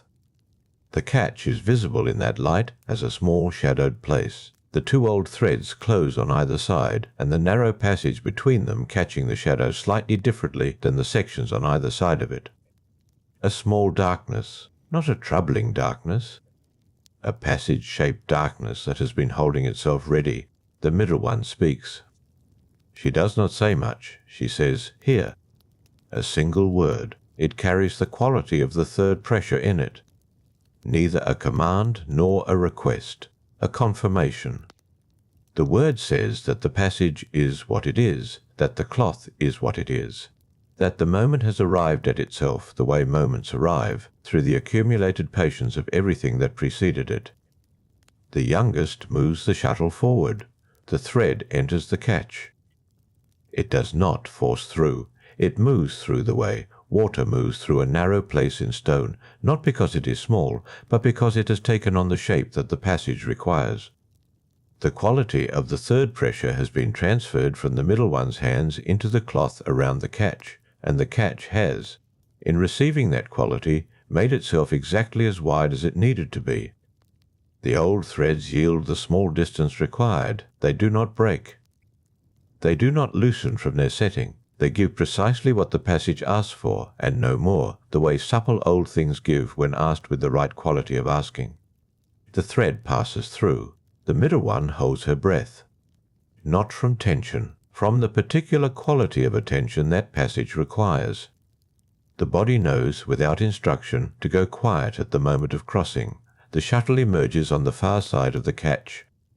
The youngest receives it with her other hand. She holds it there, the thread behind it running back through the catch to its position in the weave, and she is still for a moment. Feeling the thread's tension, reading it the way the oldest reads the whole cloth, the way the middle one reads the catch's boundary. Each of them reads what is theirs to read. The thread is through. The middle one releases her breath. Her hands stay on the cloth, flanking the catch, but their quality changes now. They are not holding the passage open anymore. They are resting on what has been done. The oldest walks. Not away from the catch this time. Along the cloth from the catch outward, following the line of the new thread's passage into what comes after. She is reading the cloth as it looks now, with the thread through. She is confirming what she knew from the whole cloth's view before the passage was attempted, that the catch was ready, that the cloth was ready, that everything that follows could receive what the thread carries. She reads a long way. She does not hurry. Outside, the owl turns its head back toward the west. Whatever was at the hill's edge has passed on. The grasses at the foot of the hill are still again. The shepherd sleeps on with his borrowed warmth in his palm, and his slow breathing carrying him through the last portion of the deep night. The oldest reaches the far end of her walk and stops. She stands there for a time, looking at the cloth's edge, where the weave trails into what has not yet been made. She does not lean toward it. She simply acknowledges it, the way one acknowledges a door that is not yet time to open, not with impatience. Not with turning away, but with the even attention of someone who understands that everything arrives when the cloth has made its way to it. She turns back toward the catch. The youngest is settling the shuttle in her hands again. The thread through the catch is now a thread in the cloth, no longer a waiting thing. It has become part of what is. It will hold what is woven above it, and it will carry what is woven below it, and in time it will take on the quality of the old threads. Supple and settled and certain of its place, the lamp burns. The room holds its silence, the way the room holds everything, with the calm of a thing that has held many passages and released them all into the cloth's long memory. The catch is behind them now. Not forgotten, resolved. There is a difference. Forgotten things leave a gap. Resolved things leave a strength. The middle one lifts her hands from the cloth. She holds them quietly at her sides. Her palms face forward, open. The oldest comes back to the catch. She stands beside it, looking at the thread where it passes through. She is not checking it. The reading is done. She is simply being near it, the way one stands near a thing that has been accomplished and lets the accomplishment settle into the air around it. The youngest begins to move the shuttle again, back through the warp, carrying the thread into the section that lies past the catch. The motion is the same motion it has always been. The same arc of the arm, the same passage between the vertical threads, the same receiving of the shuttle on the other side, but the cloth is different now. The catch is behind the work, woven in, and everything the shuttle carries forward will rest on what was just done. The middle one watches. Her open palms remain at her sides. She is not reaching for the cloth yet. There is a quality to standing back after work that is its own kind of work, a patient withholding of the hands that allows what has been made to become fully what it is without further touching. The lamp's flame bends slightly, not from wind, from some small shift in the room's air, the kind of shift that happens in the deep of the night when the world turns by the smallest increment toward morning without yet committing to it. The flame bends and recovers. The light across the cloth moves with it, briefly, and in that brief movement the catch is lit differently for a moment. The thread through it catching the lamplight along its length, the whole passage revealed in a line of pale gold. Then the flame steadies. The catch returns to its ordinary appearance, thread and cloth, and the slight shadow of the weave's texture. What was revealed is still there. It does not need to be visible to be present. The oldest touches the thread, not the thread at the catch. A thread farther out, one of the old settled threads several hand widths back in the completed portion of the cloth. She presses it with 2 fingers, the same quality of attention she brings to all her reading, and holds the pressure there, reading the cloth's accumulated tension through that older thread, feeling whether the new thread's passage has changed anything in the threads around it. It has. Slightly. The way adding one thing to a structure always changes the tension of everything already there. Not by weakening it, by completing something in it. The threads she presses have relaxed a small amount, as though they had been waiting, without knowing they were waiting, for this particular thread to pass through this particular place. And now that it has, they have settled into a tension that is more exactly right than what they held before. She lifts her fingers. Across the room, through the wall, the sleeping shepherd shifts on his side. His breathing changes for 2 long breaths, then resettles. The charm in his palm turns with his hand. He does not wake. He carries his sleep through the small movement and back into stillness, the way the grasses carry wind through them and return to standing. The middle one moves to the loom. She takes her place beside the youngest. Not to direct the work, to be present beside it. There is a quality of presence that is not oversight and not assistance, but something between, a kind of witness that the work receives and is in some way held by. The youngest shuttle moves. The middle one watches the thread. Each of them occupies her proper place. This is the way it has been through the night, through many nights before this one, in rooms similar to this room and rooms entirely different. By light from sources other than this lamp, in weather other than this stillness. The cloth does not remember all of those nights. The cloth is only what it is. But the three of them carry the accumulated practice of all those nights, in the quality of their attention, in the sureness of their hands, in the way the middle one knew without hesitation where the catcher's boundary was, and what quality of touch the boundary required. That accumulated practice is not stored anywhere visible. It is stored the way all long practice is stored. In the body's knowing, in the hand's memory, in the steadiness that does not need to decide to be steady because steadiness has become the only thing the hands know how to do. The youngest reaches the end of a row. She pauses. The shuttle rests in her hands. She looks at the cloth's edge, the near edge, where the thread she has been carrying has arrived. She reads its tension one final time, the last reading of this particular passage of thread, confirming that it has arrived at the edge with the same quality it carried through the catch. Nothing lost in the long travel from passage to arrival. It is the same. She sets the shuttle down. The middle one reaches forward then. Both hands placed on the cloth with the flat of the palm, feeling the whole surface of the most recent work. She is reading the cloth the way the oldest reads the cloth, not with the oldest scope, not with the whole cloth view that only the oldest possesses, but with the kind of reading that belongs to the completion of a particular thing, a confirmation that the work done in this portion of the night has settled evenly into what was already there. Her hands read forward and back, slowly, without hurry. Outside, the owl lifts from its post. No sound of departure, only the absence of what had been there. The grasses at the hill's base do not move with its lifting. It rises into the dark above the hill and moves west, the direction its head had been facing, carrying itself into the remaining portion of the night with the same unhurried certainty the oldest brings to her long walks along the cloth. The middle one lifts her hands a final time. She looks at the cloth, at the catch where it sits now, woven in, indistinguishable from the cloth around it, except to hands that know where to press and what to feel for. It is not invisible. It is incorporated.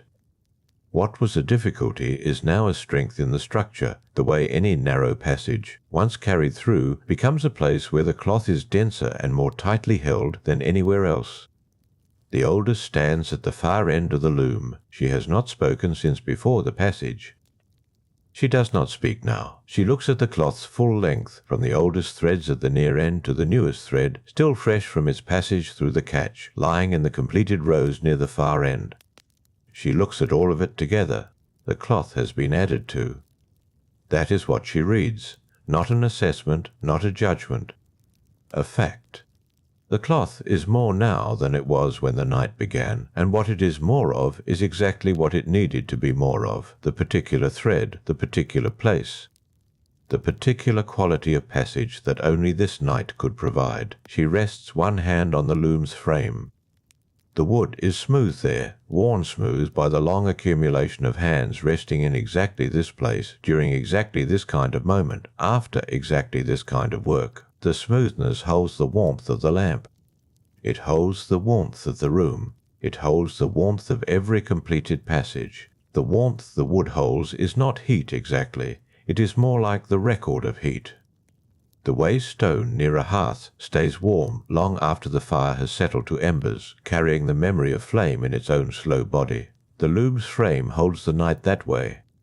Every hand that has rested there, every moment of stillness after a completed passage, every completed passage itself. all of it absorbed into the grain of the wood, all of it present in the warmth the oldest's palm now reads. She does not move her hand from the frame. Not yet. There is no hurry in this moment, and she has learned, over more nights than this room contains, that the moment after completion deserves its full measure of stillness. To move too quickly is to miss the quality of what has been finished. The wood under her palm tells her what the cloth has just told her eyes. The telling is different, but the fact is the same. The night has been productive. The youngest sits at her place beside the loom. The shuttle rests across her open palms, the way a finished tool rests when the hand that held it is content. She is not looking at anything in particular. Her gaze rests somewhere in the middle distance, the space between the loom and the far wall where the lamp's light thins out before reaching the stone. It is the gaze of a person whose attention has travelled far and returned. The middle one stands a few steps back. She has moved away from the cloth, not in retreat, but in the way one moves back from a painting to read the whole of it, the slight distance that allows for full perception. She looks at the cloth surface from where she stands. From here the catch is not visible. She knows exactly where it is, but from this distance the cloth reads as one continuous thing, no interruption. No difficult place, no passage that required particular care. That is what incorporation means. The lamp gives a small movement, a breath from somewhere, from the gap under the door or the slight imperfection in the wall's mortar, moving through the room at a level below what the body would call air. The flame bends. It bends the way it has bent a dozen times tonight, a lean without breaking. A response to what passes through it that does not cost it its steadiness. Then it is still again. The shepherd through the wall breathes on in his steady rhythm.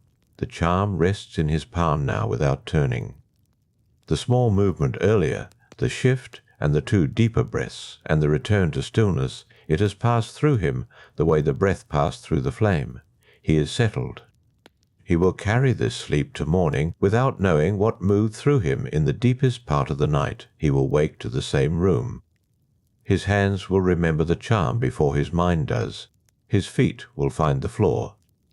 The day will come into him gradually, the way the light comes into a room, first at the edges and then filling the middle. Until he is fully in it, and the night is only the solid rest in his limbs, the particular clearness that follows a night of deep sleep, he will not know what the three women added to the cloth while he slept. That is not a loss. The cloth does not require his awareness to be what it is. The passage through the catch does not need to be witnessed to have been completed. What was done in this room tonight was done whether or not the shepherd or anyone else ever reads the place in the cloth where it was done. The work carries its own authority. The oldest removes her hand from the loom's frame. She turns, very slightly, toward the lamp. Not facing it, turned enough that the light reaches the left side of her face. She reads the flame the way she reads the cloth, attending to its quality, its steadiness, how much of the night it has consumed, and how much the oil beneath it can still sustain. The flame is calm. The oil is sufficient. There is time remaining before morning, and within that time there is more cloth to come. The night is not finished simply because this passage is finished. What has been completed is a portion. What lies ahead is another portion, continuous with this one, different in its own way, carrying its own demands. But not yet. The youngest has not reached for the shuttle again. She is still resting in the interval between what has been done and what will be done. There is nothing wrong with that interval. The middle one does not signal her to resume. The oldest does not move toward the loom. They are all three held in the natural pause that belongs to completion, the pause that is not emptiness, but its own kind of fullness. Outside, the hill stands in the dark. The owl is gone. The grasses at the hill's base are still, the way they are still after the wind has passed through them entirely. All of the motion absorbed, the stalks return to their upright position with nothing left to show that anything moved through them. The post where the owl sat is empty. The dark above the hill is open. The night rests in it. And in the room, gradually, without announcement, the three of them return. The youngest hands settle around the shuttle again. The middle one steps forward to her place beside the loom. The oldest walks the length of the cloth in the direction of the new work, waiting at the far end, her steps unhurried, her attention already extending toward what comes next. The lamp holds its light. The cloth receives the next thread. If these small hours, these rooms, these passages of careful work have moved through you and settled somewhere in your own body's knowing, then perhaps you will find Olympus dreams again when the next night comes, and let your listening rest here the way the hands rest on the loom's frame, warmly, without effort, held by what has accumulated here over many nights of telling. The shuttle moves. The next row begins. The oldest reads ahead with her familiar unhurried attention, her palm tracing the warp threads in the dark beyond the lamp's edge, the place where the cloth is not yet cloth, only waiting. Only thread, held in readiness for what the night still has to give. The warp threads hold their tension in the dark beyond the lamp's reach. The oldest palm moves along them slowly, each thread passing under the soft pad of her fingers with a particular resistance. A particular give. She is not pulling. She is reading. There is a difference, and she has always known it. Pulling is what the work requires at certain moments. Reading is what must come before. She stops at a place where two threads have shifted imperceptibly toward one another, a narrowing. Not enough to cause trouble yet, enough to note. She adjusts them with a touch so slight it would be invisible to anyone who did not know what they were watching. The threads return to their proper interval. The pattern continues from that point forward, undisturbed, as though nothing needed correcting. The middle one has noticed. She always notices. She stands at her place beside the loom with that quality of attention that looks like stillness but contains a great deal of movement inside it. Her eyes move across the cloth surface the way weather moves across open water, continuously. Not urgently. She sees the place where the oldest made her adjustment. She sees that it needed no further attention. She returns her gaze to the portion of cloth that falls within her own portion of responsibility. The cloth is divided this way among the three of them, not by formal agreement, but by a kind of understanding that developed over time, the way a path develops through a field. Not because anyone decided to make a path, but because the feet kept returning to the same ground. The youngest sits in her interval. The shuttle rests across her palms, its familiar weight. There is something in the quality of her stillness tonight that differs from earlier intervals. She is not resting from effort in the simple way. She is considering something. It is visible in the angle of her shoulders, in the slight forward tilt of her head, in the way her eyes are directed, not at the cloth, but at a point somewhere beyond the cloth, somewhere in the middle of the room's dark air. The oldest notes this without commenting on it. There are nights when the youngest moves through questions before returning to the work. The questions themselves are part of the work. They do not interfere with it. They are the kind of thinking that cannot be done while the hands are busy, that requires the pause between passages, that rises only when the body is still enough to allow it. The middle one understands this too. She has moved through her own long intervals of that kind.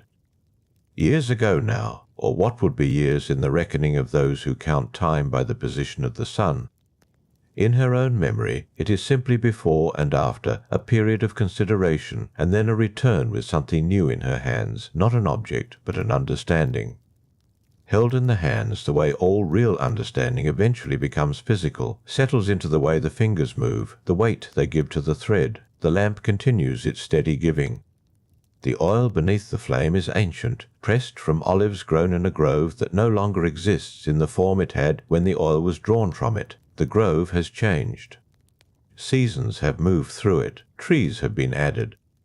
Trees have come down in wind. The people who press this particular oil no longer do that work. But the oil itself is here. The oil carries the grove in it. The lamp carries the oil. And the light in this room carries all of that forward without knowing it does. This is another form of what incorporation means. The small stone room, the old loom with warmth held in its grain, the single flame. The three women, and the shepherd beyond the wall with the charm resting in his open palm, all of this exists inside a larger continuity that the room itself cannot see from where it stands. The room reads as one thing, the way the cloth reads as one thing from a sufficient distance. Everything that passed through it has been absorbed. The grasses on the hill outside stand upright in the dark. The post is empty. The sky above the hill holds its deep pre-dawn colour, that particular shade that has no name because it exists only in the brief interval before the edge of light arrives. A colour that belongs entirely to the late night, to the moment when the night has given most of what it has to give, and the morning has not yet appeared to take its place. The youngest releases a slow breath. Her shoulders settle. The shuttle shifts in her palms with a small adjustment of weight. She is returning. The consideration has run its course, not because it was finished. Questions of that kind are never entirely finished. But because the body knows when it is time to return to the work that carries the thinking forward more efficiently than stillness can. She looks at the cloth. She looks at the place where the new row waits. Then her hands begin to move. The shuttle passes through the warp threads with the sound it makes, the particular soft percussion of wood moving through tension, thread meeting thread at the angle the pattern requires. The middle one attends. The oldest watches from her position at the far end, her palm still resting lightly on the warp, reading what comes while the new work is laid in behind her. The lamp holds its place. The shepherd's breathing continues through the wall, that steady, unhurried rhythm that has been present in the room's background like a second lamp, a source of a different kind of light. The night does not move toward morning in any hurried way.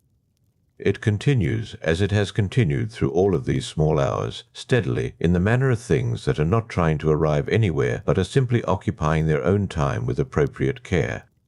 The cloth receives the thread, the room holds its warmth, the shuttle moves through the warp, row after row the same motion.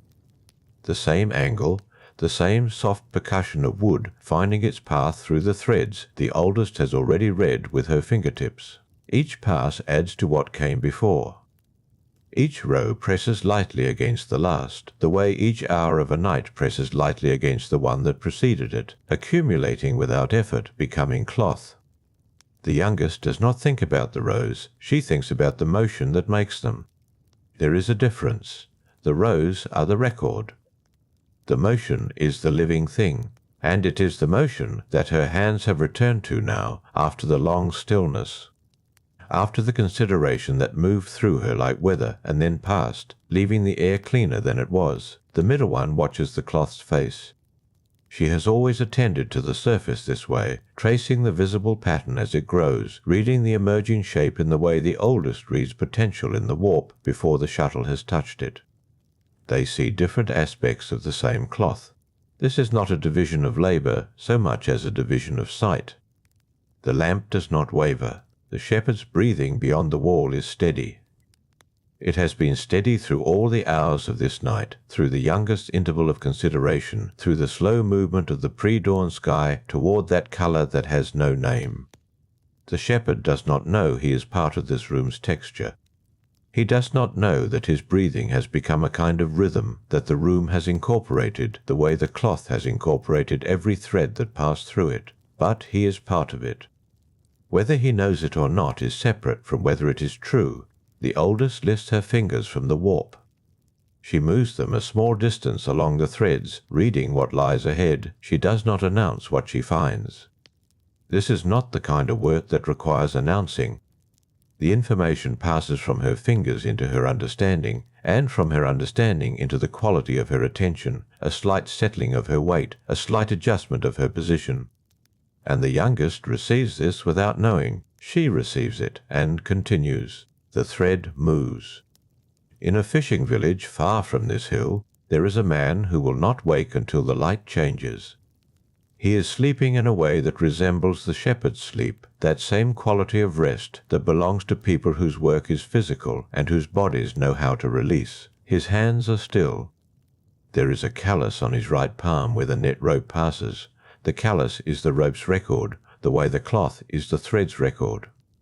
He does not know that something about his life turned tonight. He will not know until much later, when he looks back from a distance and identifies this night as the place where the path through the field changed direction. It will not seem like anything from inside the moment. It will seem like sleep. This is the ordinary shape of how most of it works.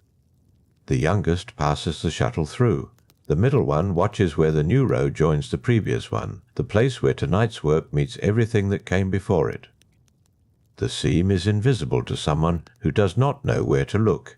Even to someone who does know where to look, it requires a certain quality of attention to find. Outside, on the hill, the grasses stand in the pre-dawn stillness. The post is empty. The sky above holds that particular darkness that belongs to the hour just before it begins to thin, a darkness that is not absence but presence. The night still fully itself, still occupying its own time before it yields. The room is warm. The loom holds the cloth, and the cloth holds everything it was made of. The threads came from many places. Some of those places no longer exist in the forms they had when the threads were drawn from them, but the threads are here. The cloth carries them. This is what the oldest has understood for longer than she could say if she were asked to say it. Not because it is a difficult understanding, but because some understandings exist below the level of language, in the body, in the way the fingers move without being told to move. The middle one understood it later. The youngest is still in the process of understanding it, which is why there are nights like this one, when she sits in her interval with the shuttle across her palms and her eyes directed at a point in the dark air where the question lives. The question is not the same as not knowing. She knows. She simply has not yet settled the knowing into the way her hands move. This takes time. It takes the kind of time that cannot be hurried, the way certain oils cannot be hurried, the way certain colors in a sky cannot be made to arrive before they are ready to arrive. The shuttle passes through the warp again. The lamp gives its light without commentary. There are many rooms in the world tonight where people sit in various forms of wakefulness, holding various kinds of questions across their palms, the way the youngest holds her shuttle. Some of those questions are about what will happen. Some are about what has already happened and what it means. Some are about whether the pattern can be seen from inside the pattern, which is the oldest question of all. The one that has no final answer, only successive approximations that grow more accurate as the hands grow more practiced. Those who find their way to this kind of quiet, the kind that settles around a single lamp and a loom and 3 figures working through the small hours, they recognize something. Others who need this kind of quiet have found Olympus dreams, and subscribing brings you into that company, that gathering of people who know the value of a story told slowly in a warm room, in the hour before the sky begins to change. The youngest sets another row into the cloth. Her hands move with the weight they have always given the thread, the weight that has been settling into her fingers through all of these long hours of work, all of these nights in this room, all of these passages of the shuttle, through the warp threads that the oldest reads before the shuttle touches them. The oldest lets her palm rest again against the threads, still. Reading. The shepherd breathes through the wall. The grasses on the hill stand in the last of the pre-dawn dark, upright in the windless air, holding the same position they have held through all of this night, patient in the manner of things that have no need to be elsewhere. Above them, very slowly, in the portion of the sky that sits at the edge of the hill's horizon, the deep nameless colour begins its first, almost imperceptible shift. Not light yet. Not the morning. Only the faintest suggestion that the night has passed through its final hour and is now, unhurriedly, preparing to yield the room to what comes next. The cloth holds the thread that was laid in just now, the youngest's thread, the row that followed the long stillness. It holds it the way the cloth holds everything, without judgment, without hierarchy, without distinguishing between the rows that came easily and the rows that followed intervals of consideration. In the cloth they are the same.